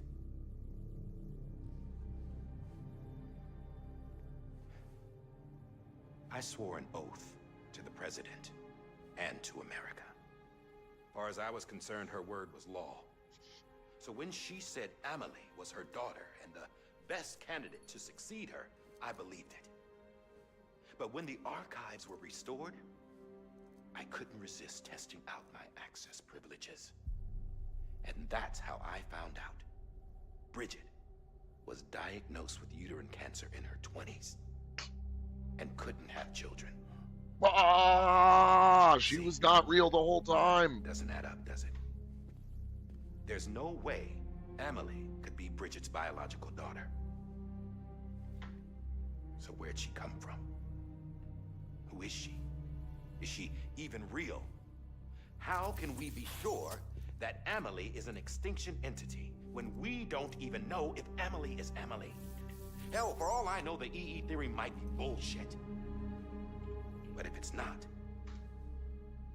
if she's the cause of the Death Stranding, then I have to accept her invitation.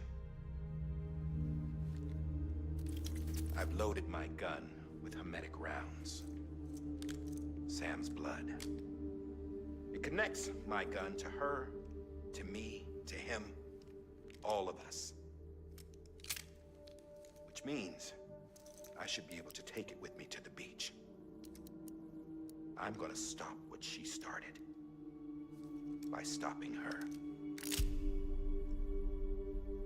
One last confession. I'm just a man. No powers, nothing special. Don't have dooms, I can't repatriate like Sam either. Don't know the first thing about dying, I had never tried it. I've been to hell. Every single battlefield was hell. But no matter how terrible it got, I never died. Because all I ever did was run from death.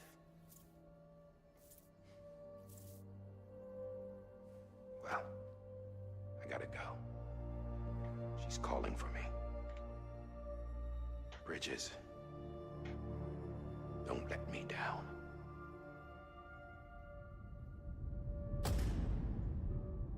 Woo! All right. After he recorded this, the director jumped to the beach. Or rather, Amelie summoned him there. He had a gun to Bridget when I saw him. Then Cliff showed up, took him away. I thought he went to the beach to confront Amelie. Yeah, she was there too. She was the one who got me out. It's so obvious to me now. I can't believe I didn't see it sooner. It was Amelie who...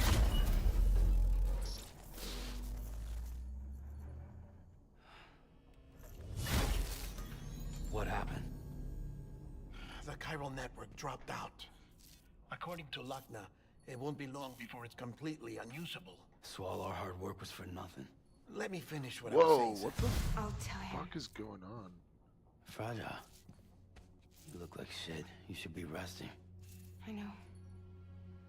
I need to tell you something. I had a little chat with Higgs back on the beach. Didn't take much to make him talk. You guys can all still see the screen, right? Okay, yeah. He said it Sorry, was I'm doing a part of little plan. computer What? maintenance She while this was is their happening leader. here. The terrorist void outs, the whole extinction agenda. Amelie was behind it all. Like hell she was. I know you don't want to believe it, but it lines up with what Die Hard Man said. Higgs turned on me after he met Amelie. At first, he was looking to expand his territory, and I had a power he could use. At least, that's how he ended up working with me. He was no terrorist. He just wanted to reach more people. But then she shows up with abilities that put mine to shame. Hell, she could even control BTs. So Higgs decides to go with her. And that's when she turned him into her agent of extinction. Amelie gave Higgs his power. Yep. Oh, she made him her damn. demons. What about Bridget? You care to tell me what she was doing on the beach? You got an answer for that too? I know it's a lot to swallow. But Higgs said himself that Amelie is an extinction entity. I looked inside his pod, and there was no BB in there. Take a good look at what was. It's the same doll Die Hard Man had. This is their bridge baby. There's this idea that the terrorists brought back BB tech and Bridges was just following suit. It's garbage. Their methods and yours are completely different. Damn. Your BB links bro. you to the world of the dead. Their doll links them to Amelie and her beach. You know who else had dolls like this? Cliff. He was carrying them on the battlefields. Cliff, Higgs, the director. All three of them were drawn in and controlled by this extinction entity. And who is this EE really? Is it Bridget? Is it Amelie? All I can say is that the answers are on the beach. What she wants Damn, and why. son. If we get to the bottom of that, then maybe we can still avert the last stranding. You've got to find her, Sam. Whoever she really is. She's waiting for you on the beach. Hurry back east.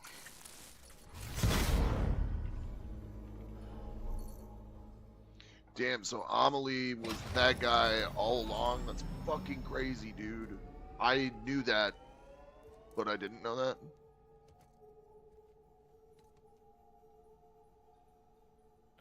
Yo, hell yeah, I fucking love Hail the Sun. Well, you know what, Echo Elite, Fragile's condition is like I deteriorating. said earlier, If she slips into a I coma, love you, bro. there's a chance her soul might become stranded on the beach. She needs cryptobiotes fast. Luckily for us, Fragile Express keeps a stockpile there in Port North City. So we'd like you to grab some for us while you're in the area. All the details are on the terminal upstairs. Please, Sam. Hell yeah, This I is just critical. deleted 166 gigabytes from my computer. That was much, much needed.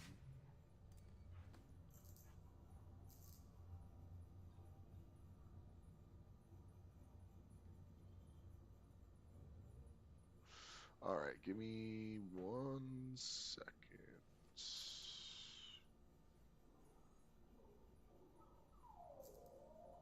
That's so crazy. Oh, man.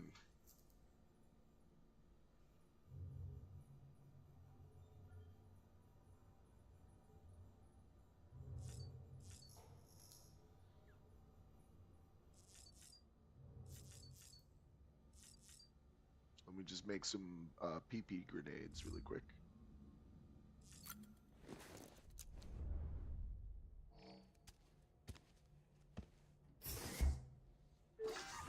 What would we like to have? I mean, that is an amazing offer. Literally anything. First thing that comes to mind is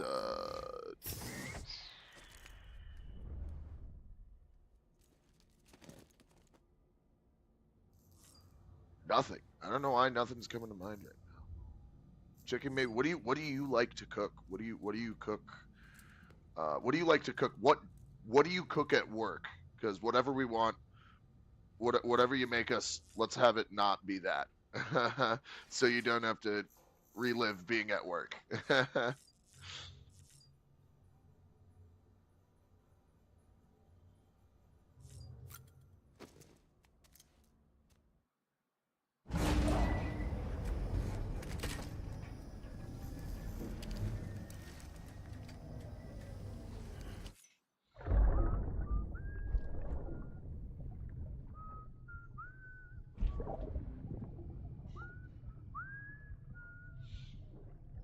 You know what day it is today, BB?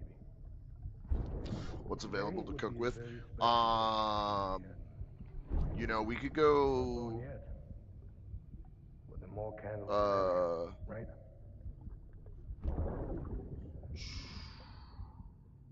Soon it'll be time for you Cook to come out into everything. the real world. I do like curry. I'm very, very partial to curry, and I know everybody else in the band is Then too. we can You have know, a either real that or anything on a grill. You know, if we ever get the chance to kick it, totally down to do a little grilling out. I cook a lot of Italian food. I used to work at a Italian restaurant in the kitchen. Sam, check the terminal for available orders.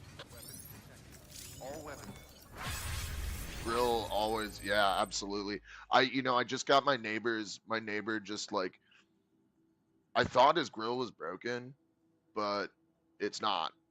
And I thought it was broken for the longest time, so I haven't used it. And we've been here for like, it'll be a year on August 1st. We've been here, and I haven't used it at all. But I just went and filled up his propane tank, and I've grilled. That was like on last Friday, and I've grilled 4 times since then, or 3 times since then. Grilling is, yeah, love grilling. I cooked a bunch of I did like burgers and corn and some veggies for and some brats for the 4th of July. I also, while I was out getting buns, because I had like ground beef already, but when I was out getting buns, I was at the grocery store and I saw it was $10 for a pound of frozen scallops, and I was like, oh yeah, we had gotten my girlfriend made kebabs, so we had like skewers already, so I did like prosciutto and basil wrapped scallops on the grill. That was great. I love cooking. I would love to get together and have a little cooking sesh. That'd be sick.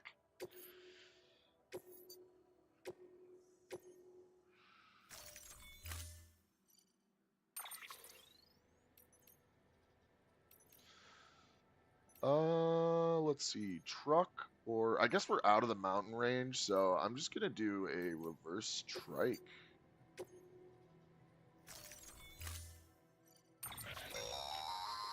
Don't forget, that container isn't airtight. You can't afford to submerge it, even partially. No water. Got it. Okay. I'm gonna get rid of some of this stuff.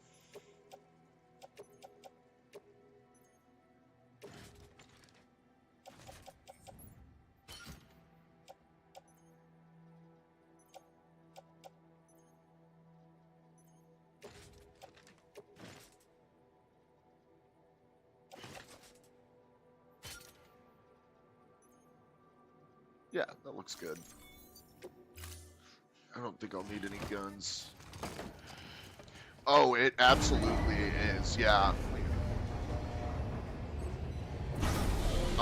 Yeah, the last, I haven't had fresh scallops in years.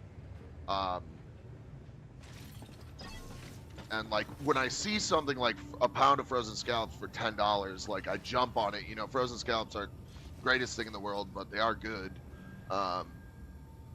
There's a spot in Madison, a seafood spot. It's like just a seafood mart that has really good fresh seafood every day, and it's like usually pretty reasonably priced too. I have not been there in a long time because A, it's on the other side of the city for me, and B, very rarely when I'm in the mood to very rarely am I in the mood to fucking spend a bunch of money on seafood.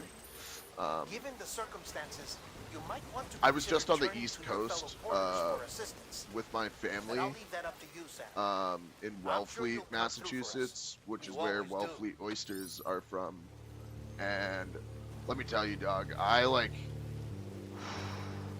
talk about fresh. I mean, like they're like, we went to this restaurant that was like right on the bay, on the bay side, and you could see their oyster plot from where where we were sitting on the porch, or yeah, we were sitting on the patio or something. You could see the fucking oyster plot, so it's like so fucking fresh. But even when you're that close to like where they get it, they're still ridiculously priced. Yeah, I think it was like $35 for a dozen, which like, if you go to the store and you buy them yourself, you could probably get like 15 or 12 for like 10, like $15 maybe, which is still kind of, I mean, that's still kind of pricey. I mean, like 12 oysters is like not even a half pound of meat.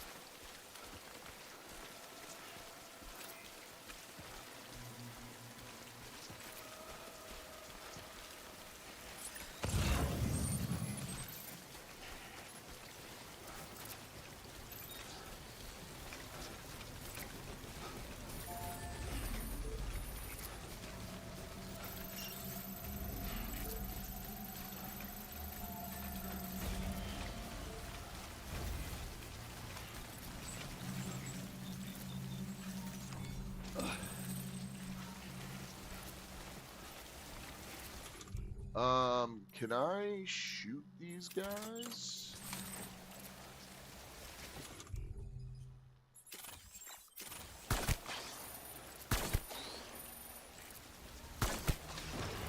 No!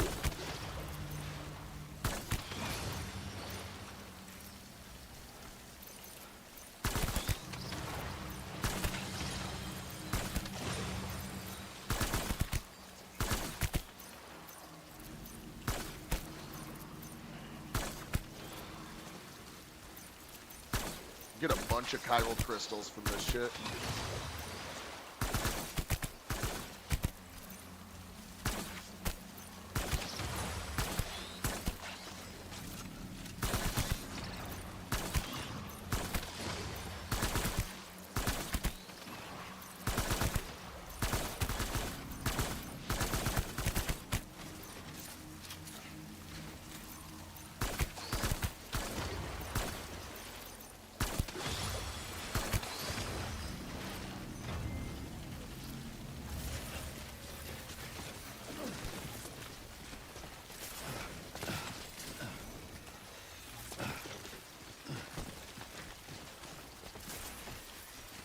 Well, that didn't fucking do anything good to me. Okay.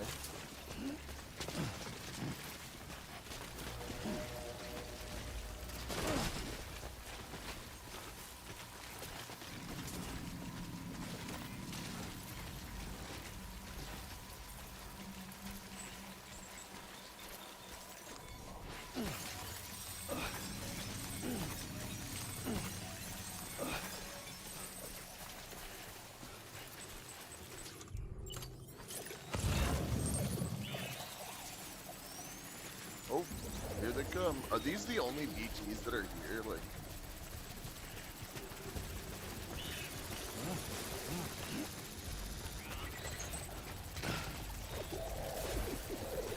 can I just run through this?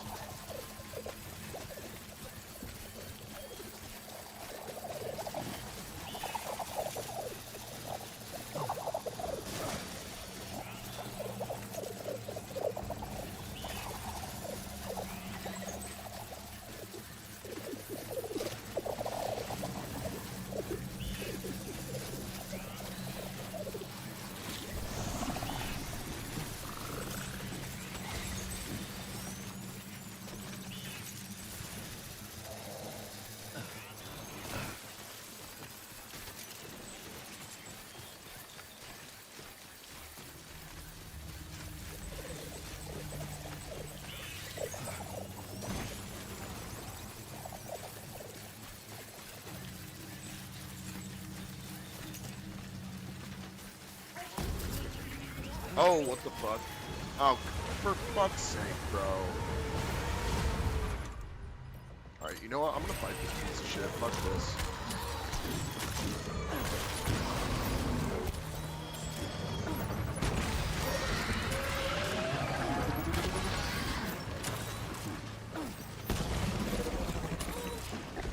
Oh, I bet you my grenades did not refill. Oh, they did. Oh, nice. Okay.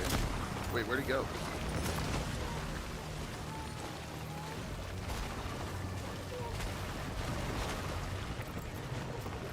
Oh, there he is.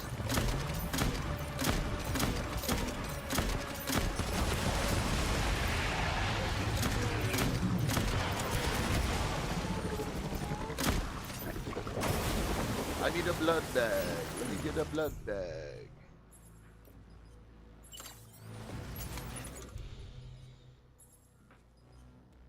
Holy shit. Oh, Jerry. Hold on.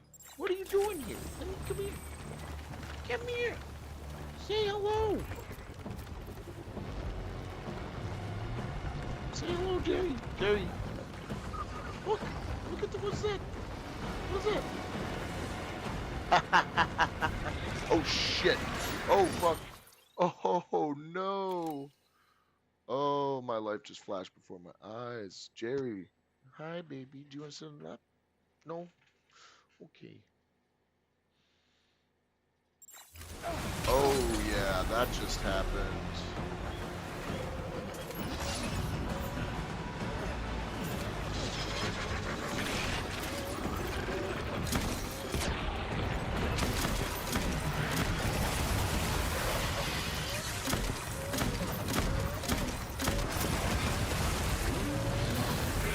Oh, shit. Oh, God. Oh.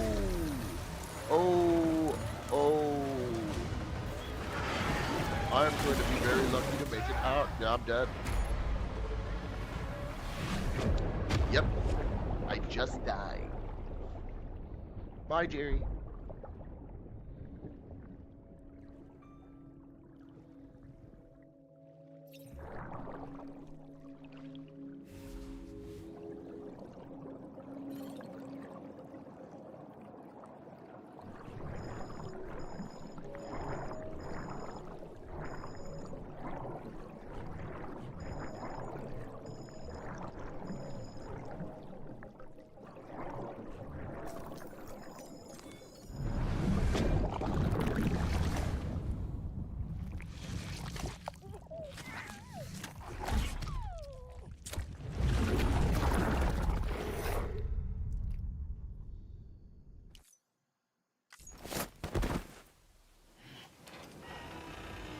Am I still fighting this thing?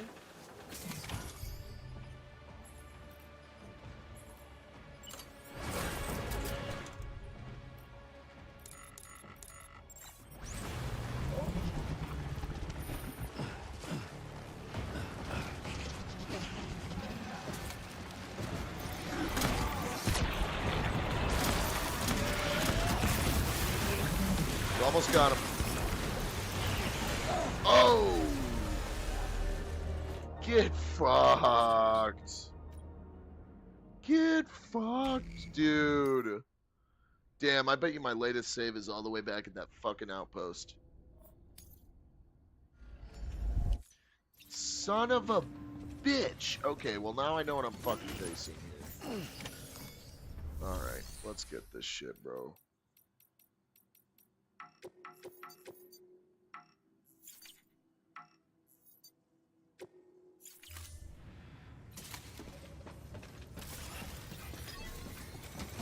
I mean, I could just run away from that thing, but I feel like end of the game, like, there's no more big battles in this game.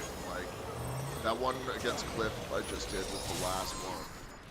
We've been getting near constant timefall in this region for a while now. As a result, everything you've built for us out here has been completely destroyed. The good news is, we managed to recover all cargo stored on site and transferred it to the Capital Knot City Distro Center. As for the not-so-good news, chiral printers are currently unusable due to the network instability. Yeah, Given the circumstances, you might want to consider turning to your fellow porters for assistance. But I'll leave that up to you, Zach. Whoa, new follower. Do the right thing. 7. What's good? That's super dope. That's my favorite movie. One of my favorite movies.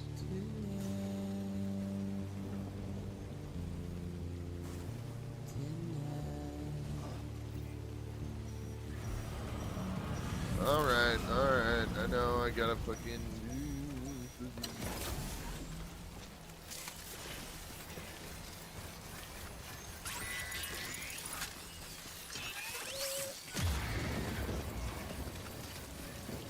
It is a sick fucking movie. I remember the first time I watched it, I was like blown the fuck away by it for real.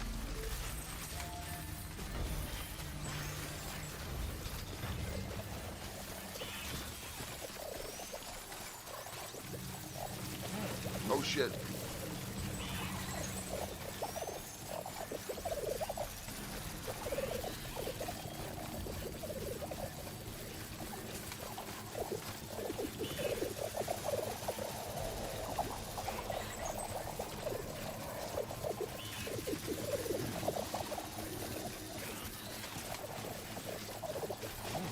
Oh shit.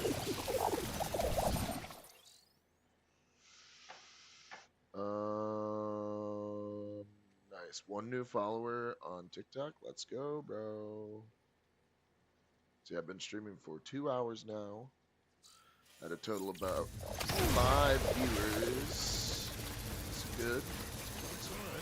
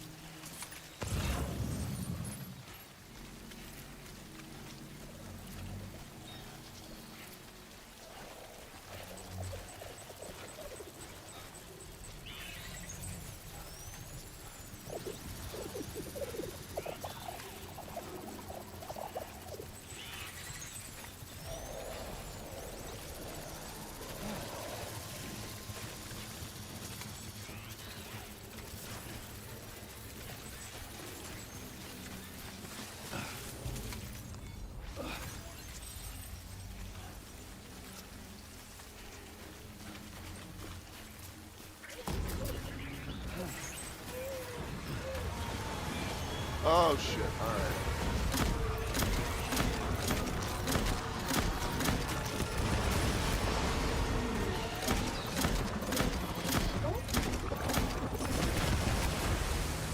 Shit. Need that blood bag. Oh fuck. Oh my god.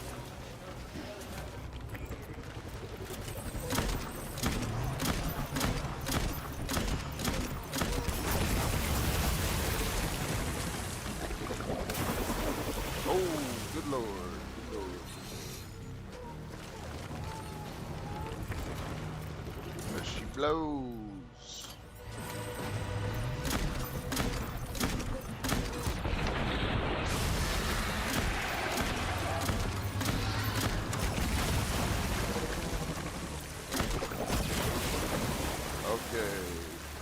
Blood bag.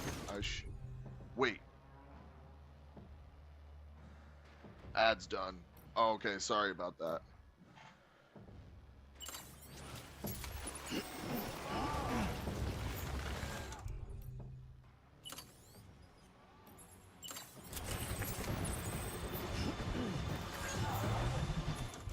Oh shit, I'm about to get fucked.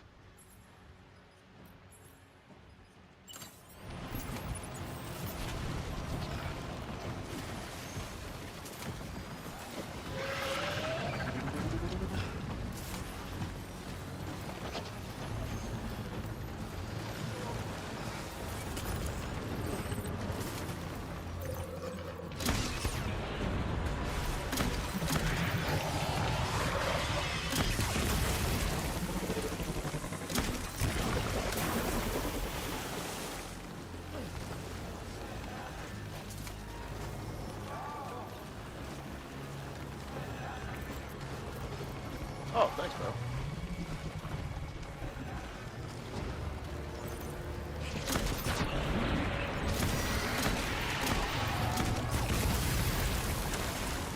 Ooh, we're so close. Oh, damn. I bet you like one more.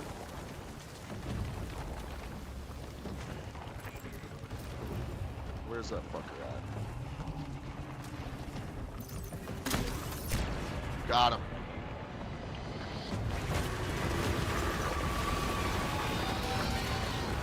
Hell yeah, buddy.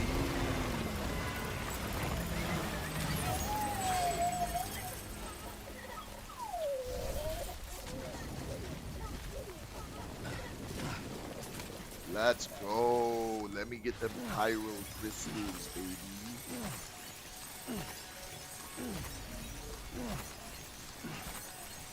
I really should have gotten some container repair spray because my shit is about to break. And I swear to God, if I have to fight that fucking monster again, I'm going to rage quit. Okay, where am I going? Ah, it's so fucking far away, bro.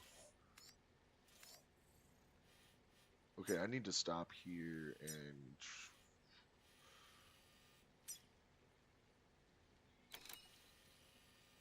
pray to the Lord our God that we can, hey Jerry. Pray to the Lord our God that somebody has left some container repair spray there because I think my shit is going to get ruined.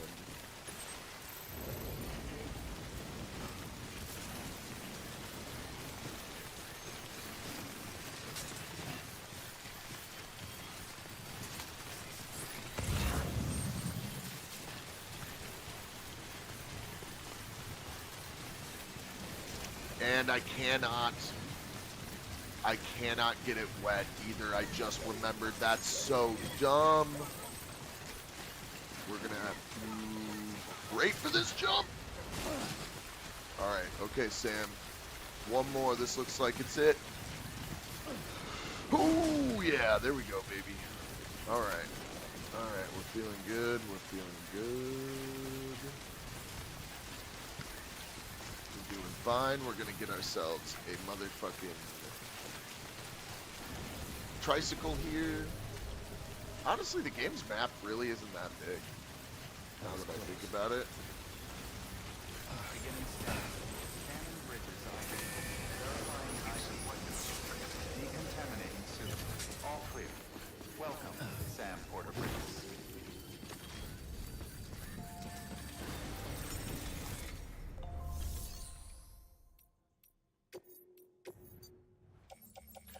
Yes, bro, that's exactly what I needed.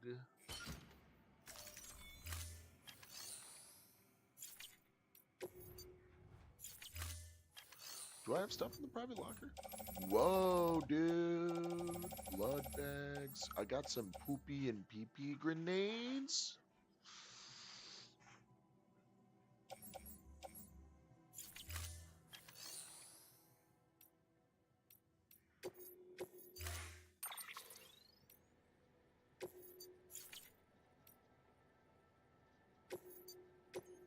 We got the Akira bike too. Let's go.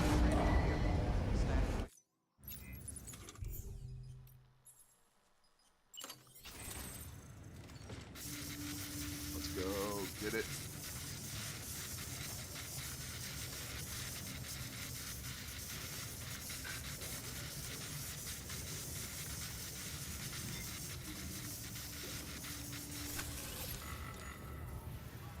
All right, baby.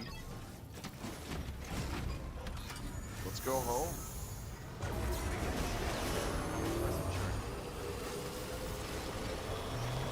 Ooh, doggy.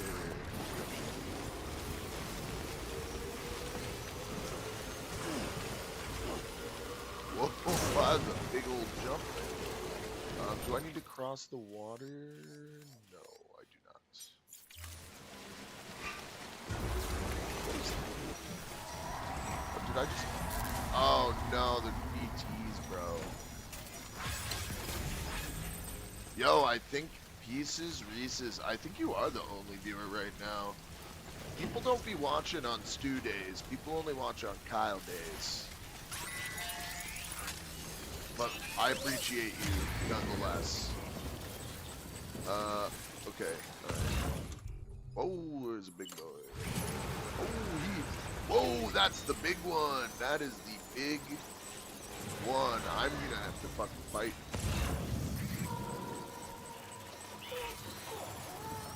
Can I get this guy? No, I can't. And he's gonna... Oh, God. Run! Run! No way, I'm gonna let him catch me. Oh, there's another one.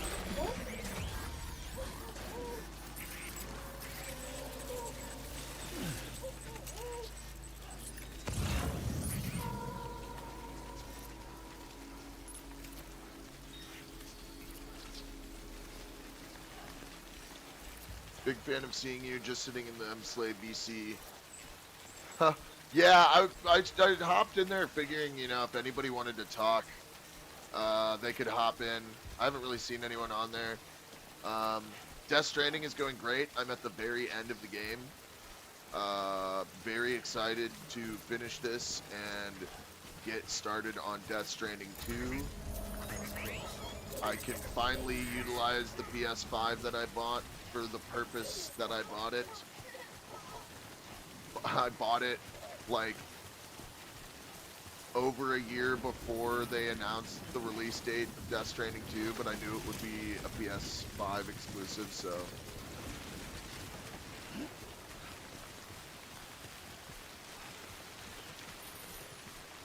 No, hopping in is definitely encouraged while even if you're not playing the same game as me. Just hopping into chat is always cool. We're always looking for the homies to come say hello. I'm about to get attacked by some dudes. Slip grenades. Sickening. Oh fuck. Oh fuck. Winnie 53 just followed. Yeah. Oh, I don't even have any grenades from this grenade launcher left. Sickening agent upon detonating stops enemies in their tracks. Grenades adhere to targets after launch. Humans not BTs. Sleep grenade. Okay. All right. Well, let's do this. I guess we got a boy coming up here. Is anybody following me though? No. Let's offload some of this shit.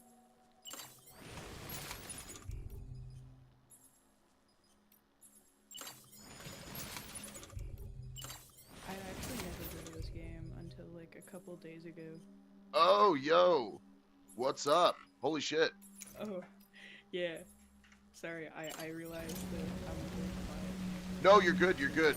Sorry, I gotta, like, turn you up in the chat really quick. Yeah, no, you're so good. I'm a little quiet. Hell yeah. But yeah, what's good? What's how's good? The Death Stranding? Whoops, stranding they death. I am. No, it's great. This is like my second playthrough, and I actually started this playthrough probably like 2 years ago when I got the PC version, and I just have not touched it. And I figured since Death Stranding 2 is out, and I'm about to play that soon, might as well finish it. Yeah, I only heard about it because my friend started talking about it a ton, and it's apparently like one of his favorites. Yeah, it's Because of it's Death really Stranding good. 2 coming out. Um, sorry, what'd you say? I said I had never heard of it, but then he started talking about it a ton with Death Stranding 2 coming out, and I was like, oh Right, shit. right. With Death Stranding 2 coming out. Sorry, I'm just dropping. Was that you who said add me up Yeah, on that was Discord? me. Oh, okay. Oh, that was Wait, so you. Yeah, what? somebody also was like add me up on Discord. Oh no, that was not me. Okay, cool. I'm just dropping like the Discord link in I'm the chat for them. Yeah, no, I was the person who was like, hey, is it appropriate to join PC if I'm not playing the same game? Yeah, totally. That's the whole reason I leave it open, just in case like somebody wants to hop in, or if somebody sees me and they're like, "Yo, what's going on?" All right, I'm gonna fight this guy. Yeah. Ooh.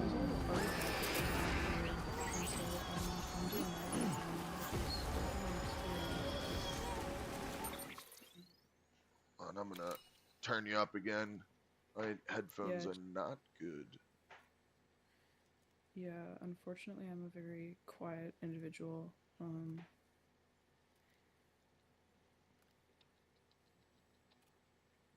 That's all right.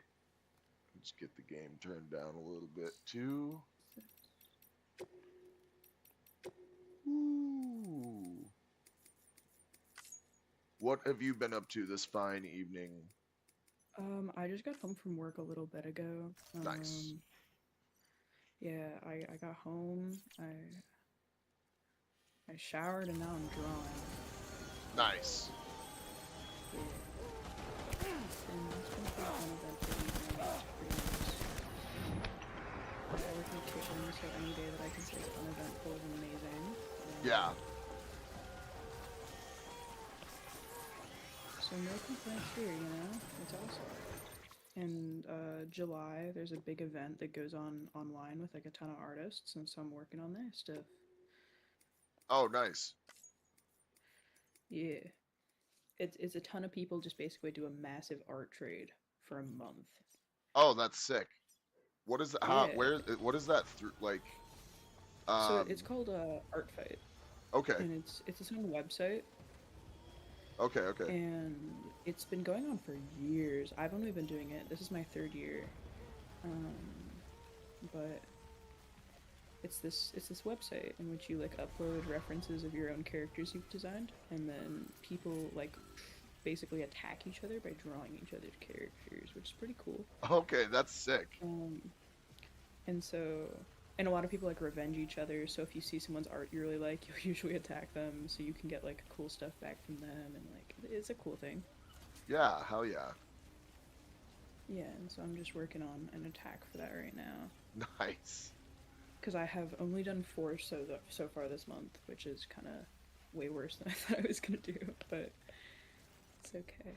Well, we love anything like that incentivizes art making. I think that's really, really neat. Yeah, I just realized that I missed the like PNWK record contest thingy-majiggy for the like poster. Ooh, what was that for? I don't think I know about that. For the showcase, they made like a contest for the poster, and I completely didn't know that it was going on until damn. Right before the deadline. Yeah, actually, right after the deadline. I didn't know that was going on until you just told me right now. God damn it. Like it was pretty. No offense, it was pretty poorly advertised, and that's not like a bad, horrible, evil thing. It's just kind of like I didn't know it was happening until day of, and I was like, yeah. I've been like kind of not out of work.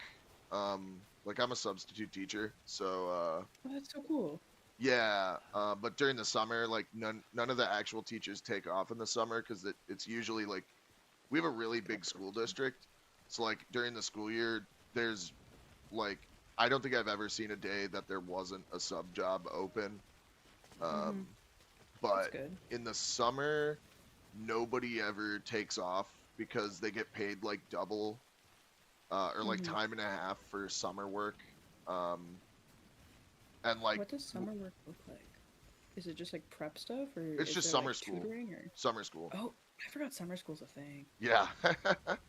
um, yeah, so like it's really rare. And so there was one year where I actually was like a full-on summer school teacher, which the only reason they let me do that was because this was summer of 2021, so it was right after Oh COVID, yeah. and they were so like desperate for teachers that they let me do it even though I Mhm. don't have a teaching license, like a full teaching license.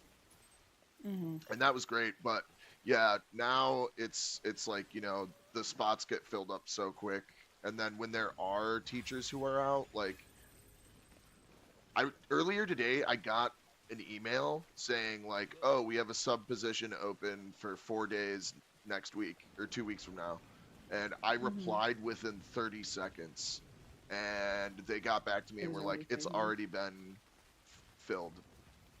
That's Uh, crazy. and then I had the idea to like set my Gmail to automatically respond to every single email with I'm available for this. Uh, but I have a feeling That's that a somebody dangerous else game. I have a feeling that somebody else. Well, the only emails that matter that I get on that email, like my work email, are just asking me to substitute teach. Well, I'm more so saying like, in case there is ever a day that like it auto responds and then it turns out you have like a personal So, engagement. yeah, yeah, yeah. I guess I didn't think about that, but the thing It's is like, very oh smart my in god, concept. yeah. Um, I'm pretty sure I like after I did that, I was like, you know what? I bet you the reason why I can't get a job is because somebody's probably already doing that. That's probably Yeah, that why. Which sucks because like that's you know like I get there you know there's a lot of subs in the district, but I need to work. So right now I'm like only working at this music venue in town as like a door guy, oh yeah. which You have the is door guy build down. I don't know about that. I have people laugh at me when they find out that I'm the security for the bar. You I mean, hey, you look bigger than I am, so Okay. you could secure me out of the venue. Yeah, okay. All right. You're keeping the hecklers out or something. I don't know. Yeah. Um You're not keeping like, I don't even know who's trying to break into like a venue like that. well, Like so it's like it's a venue like first and foremost, but when they're not doing shows, they're like it's a a bar. bar. Um Yeah. and they actually when they're not doing shows, it's a karaoke bar. They do karaoke every night. There's a ton of drunkards. Oh yeah, and it's like it's right downtown, right next to some other shady, another shady bar that I don't know. I wouldn't say it's shady. I'd just say like drunk people do stupid things at 2 in the morning on that block. So you never really Fair. know what's gonna happen. Or actually, I feel like Emily's Madison, right? Yeah. Or, hmm yeah, I love downtown Madison. Yeah. This is like Such a it's cool. right on the square too. Oh, I this is a random war drop. I almost went to UW Madison. It was my dream school, and I got in, and then it just was like a fucking $1 billion, and so I didn't go. Yeah. But Damn. I love Where are Madison. you at? Well, I would have been moving from Michigan. Oh, okay, okay. Where in Um, Michigan? but like near Detroit. Oh, okay. Not in Detroit, but pretty near. Oh yeah. Actually, I work. I was so upset. I was gonna go to Pug, but I work 15 minutes down the street, and I got scheduled at work. Oh my god, that sucks so much. So, and the worst was like all the girls I really don't like from high school went. Oh Fuck, man. no. was like, when did y'all get into good music? What the fuck? Because that was a new development to hear Yeah, about. damn. But yeah, it was funny. I was like, damn, man. It was down the street. Yeah, holy Because I shit. went last year. And then this year I got scheduled to closer, and I was like, I will get out of work by the time the like after party is starting. Like halfway done actually. But it's all good. I made my bag, so that's all that matters, I guess.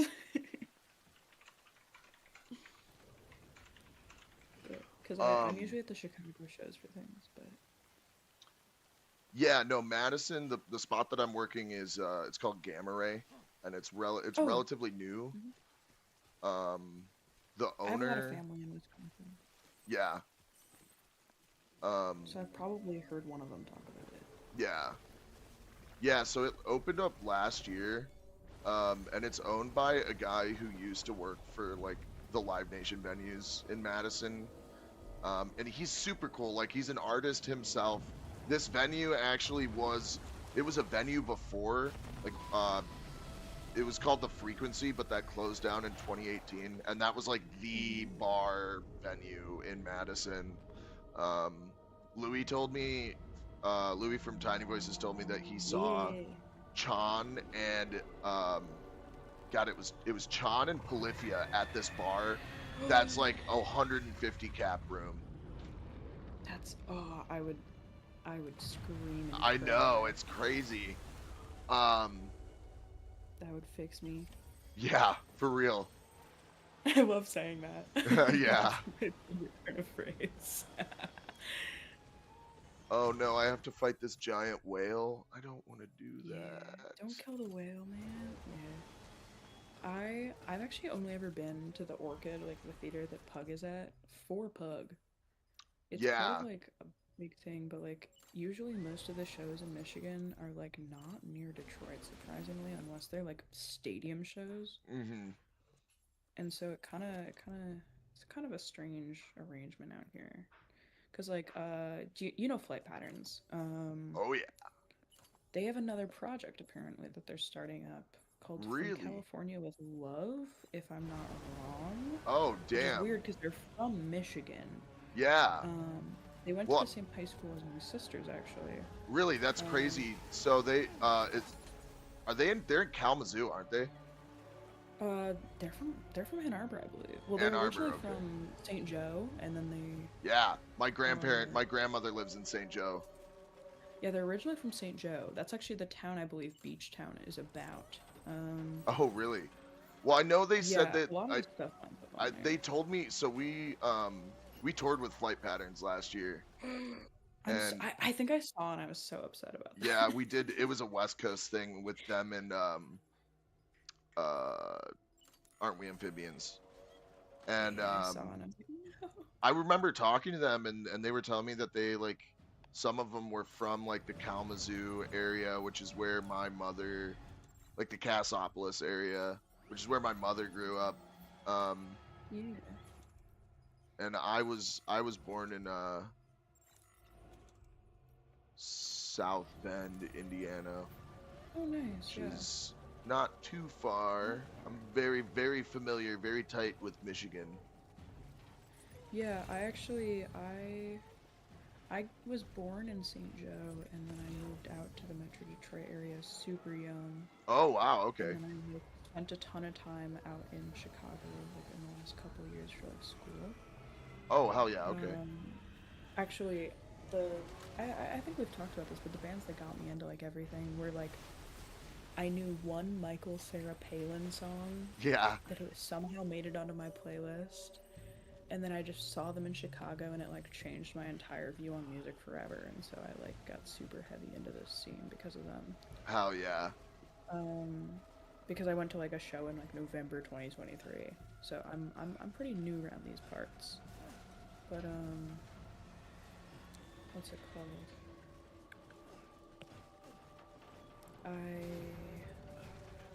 I want to go see them because they reposted something to their story, and it was at Metal Frat, which is like an Ann Arbor venue. Yeah.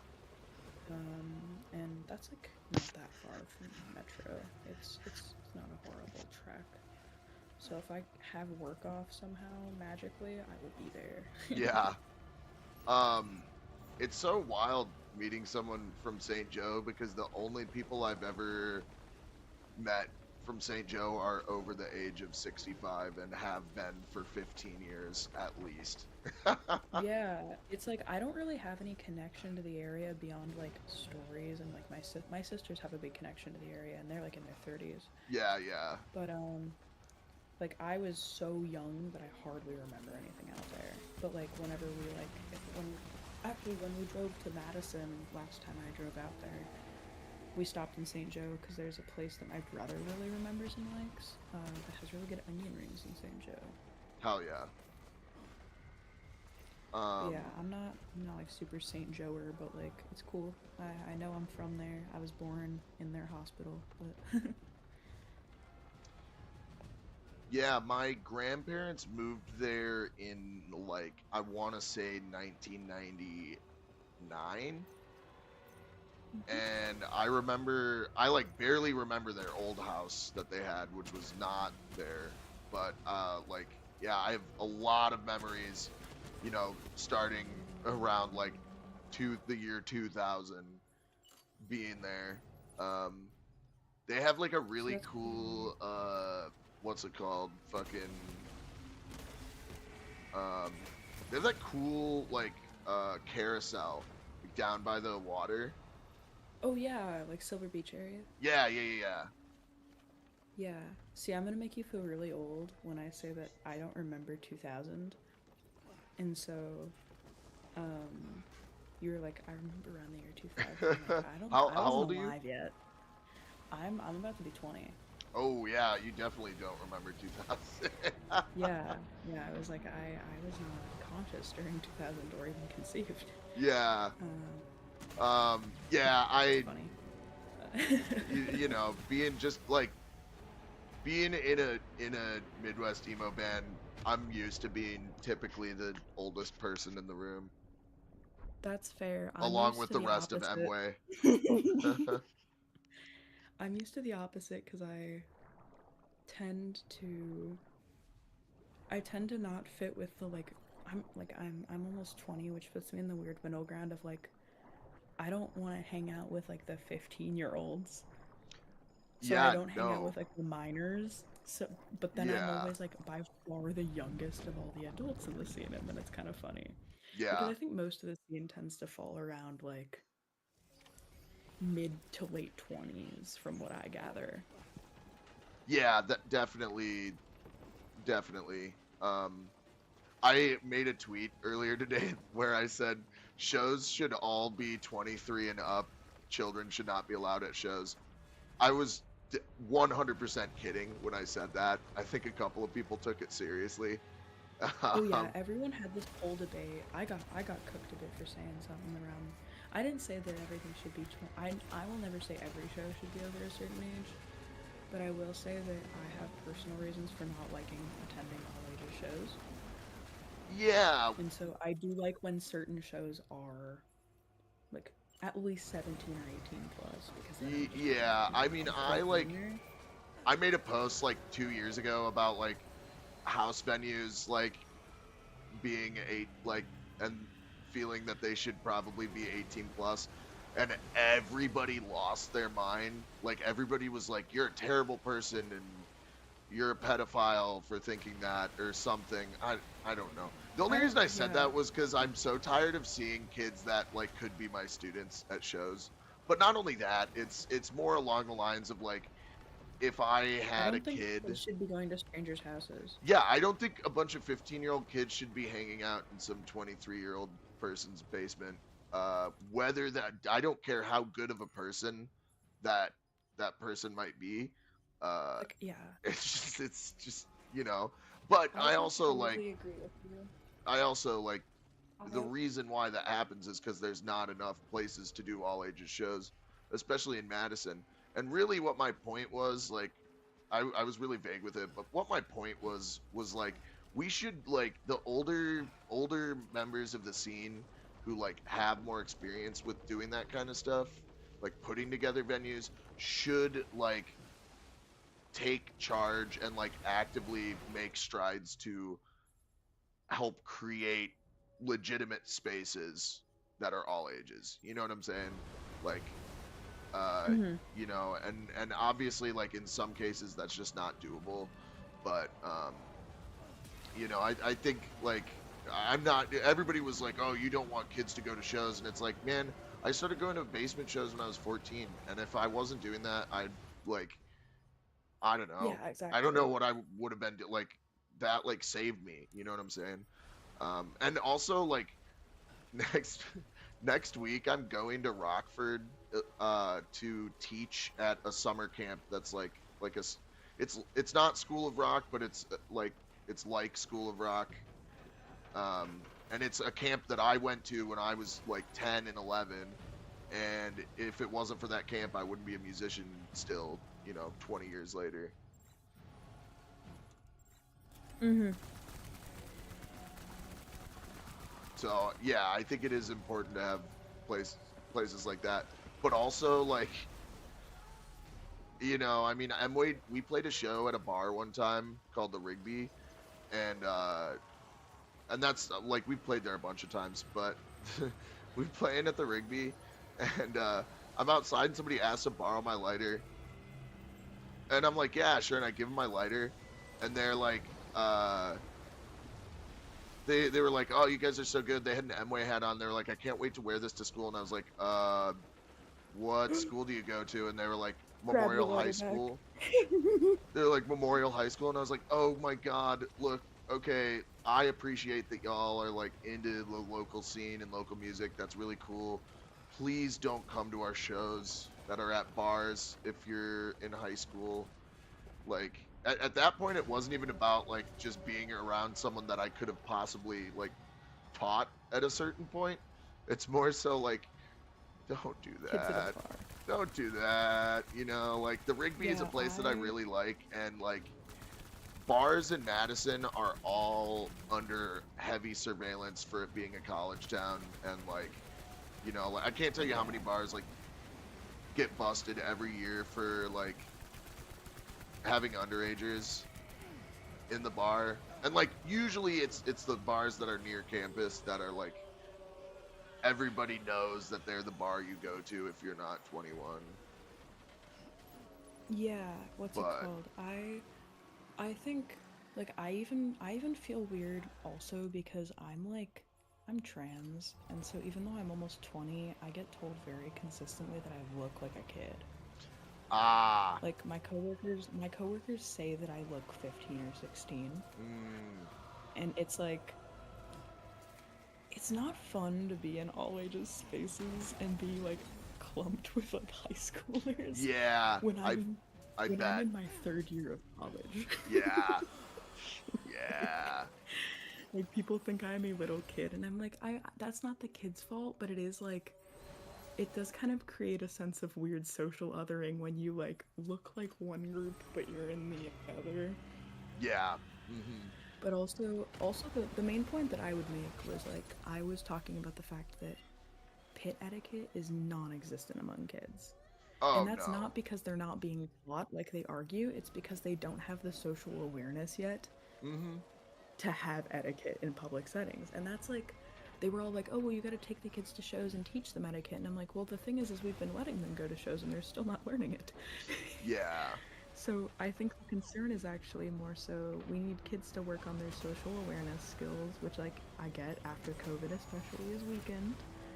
But like yep, it like I personally like at multiple shows I'm usually either in an area that's more accessible, like to stand and lean somewhere, mm-hmm. or in a sitting area. And I have been kicked in like I had my cane kicked out from under me at one show Oof, at Subterranean, and it was like because a ton of like 16-year-olds at Quantic were kicking shit around. I'm like, no guys, like I was far behind anyone who was moshing too. yeah, Like it was like it's just I think the younger the shows, I think I start to notice that like there tends to be less awareness of how we should be interacting with other people physically. right, And like that's not like me hating kids. It's me being like I'm personally not comfortable being in an environment where I know that's going to be disrespected, and that's not like I don't think that that should eliminate those spaces, but it means that I won't be at them. Oh yeah, 100%. And you know when I made that was like the first and only viral tweet that I ever made when I said that about house shows. I knew that I was opening up a nasty can of worms by saying that. And it's like again, it's just one of those things where I think everybody's really divided on it, but I think like Yeah, I think there's it's a a way. nuanced topic because like there is a need for accepting social spaces for minors especially that are more like non-alcohol oriented events because most social spaces that are generally more accepting do tend to bar minors by being alcohol events. Yeah. But when it comes to like when it comes to shows, it's still if it's at a bar, there's still the risk of it being an unsafe space because of the amount of alcohol people are consuming, you know? Yep. Like unless it's a like sober venue, that's the only time I really think like all ages shows are really a good idea. And that's not because like it'd be the kid's fault, it's because we can't trust everyone who goes to a show. Yeah. Well, and yeah, when I was in high school, like they were all of the adults were actively just giving us booze at like Yeah, the exactly. DIY spots, which is like when I was a kid, I That's was not like, good. this is great, but looking back, it's like that's not good. Like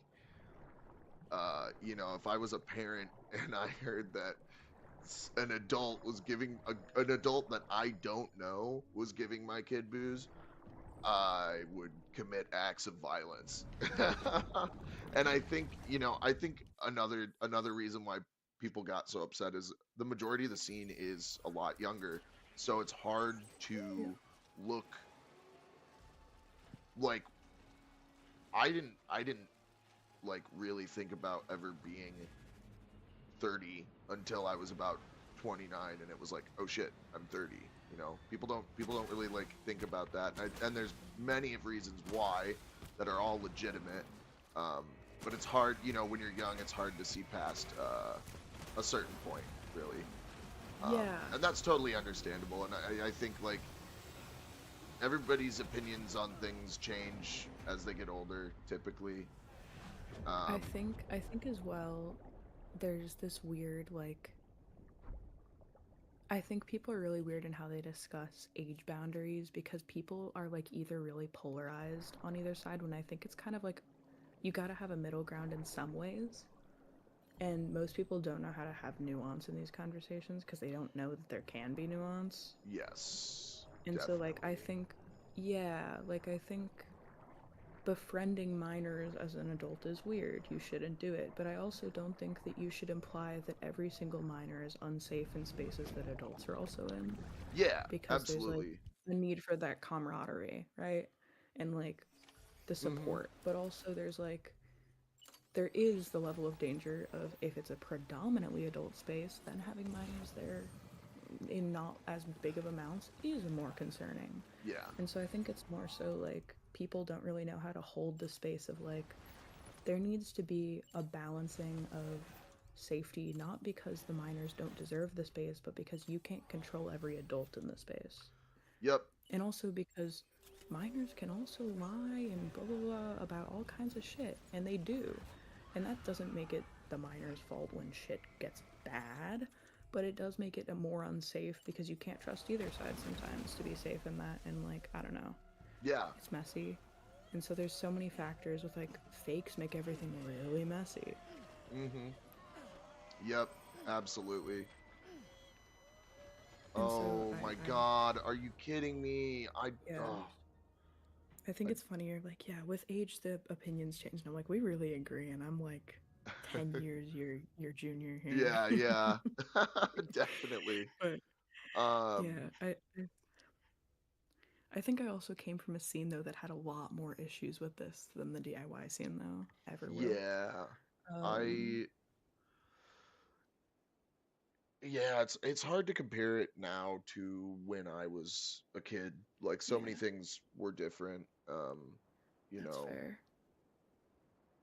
people like when we would go to house shows and like, you know, DIY shows when we were 14, like my, you know, like friends that are girls who were like interacting probably inappropriately with adult men, we didn't think anything of that.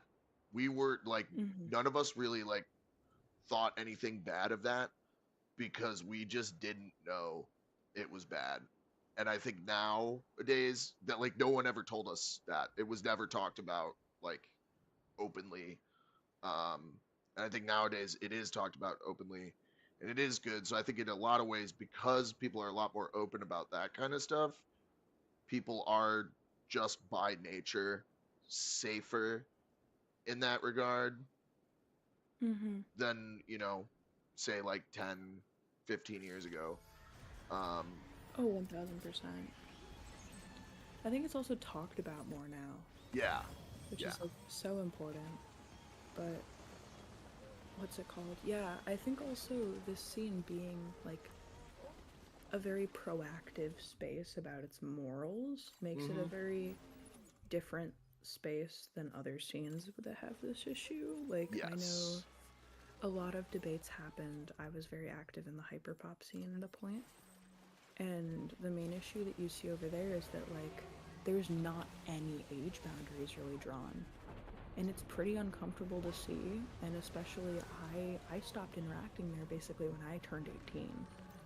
But, so I haven't been over there in years. But, yeah, it's like, it's crazy because, like, looking back, I was friends with a ton of people in their mid-20s, which, like,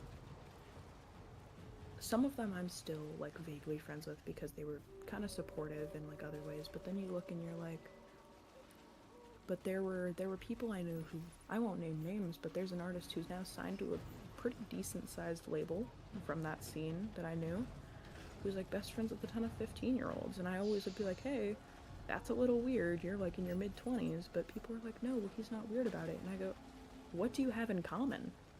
yeah, exactly. There's Like, there can't be anything. like, what is the friendship based on? Yeah. Like, you can only talk about music for so long. Um. Yeah, and it like that's crazy. Yeah, Yeah, I think that's part of it as well, is, like, at a point you stop losing anything to, like, have in common other right, than the music. right. Um. Yeah, you know, like there's like one kid I know in Madison who's like he's probably around like 15. I know him because I was his teacher uh for like a month, I think. Um but I met him because he knew Emway. Like he recognized me from Emway when I started teaching his class, and like we talked about music a bunch. And I saw him at Burn Bright, and I was like, "Hey, what's up?" And you know, we chatted a little bit, and like that's like a normal like natural you know I I wouldn't say friendship, I'd say acquaintanceship. But if you like I think like when I think in terms of like if you think in terms of people who have never like been a part of a music scene or like are not into music like that, um, you know, and they hear about like, oh, I had a show in my basement the other day. Yeah, there was a lot of, there's like 10, 15-year-olds in my basement. Like even if you give them context, they're not gonna think you're a normal person, like, Exactly. um, yeah, they're just not. And I never got the chance to run a house venue. I did live in a place where I threw a couple of house shows, but it was only for like a year, and I think I only did like 3 or 4. Um, so I've never like had that opportunity, and I think when I was younger, I probably would have felt differently, like had I been running my own spot, like if I was like 22, 23, something like that. Yeah. And like for the most part, like most of the musicians that I know in my scene, like agreed with me when I said all that shit, and Yeah. and again, it's also like I have the perspective of being a school teacher. Like even though I'm a substitute, I'm at schools all day, every day, and Yeah. I think that also like I you I feel a think that lot does more change a lot of it. you feel a lot more protective of kids when you're in that situation, like as an Yeah. employee, I especially like don't think I have outside. that from I don't think I have that from teaching, but I think I have it. I used to work with a lot of like disabled children as like Hmm. a tutor, Okay. and I also like I'm one of the few. I work in a very strange workplace right now. I work in a kitchen where we have a manager who I'm aware is a registered offender, Oh, and good God. yeah, and I think the girls up front have figured out that I am one of the people in the back who like does not take shit. And so anytime he makes anyone remotely uncomfortable, I'm the person who hears about it, and there's two younger girls that work up front. And I'm the trusted adult, I guess, of the kitchen. And so um, I've had to help manage that situation, and I think that's also like made me realize how protective I am of kids.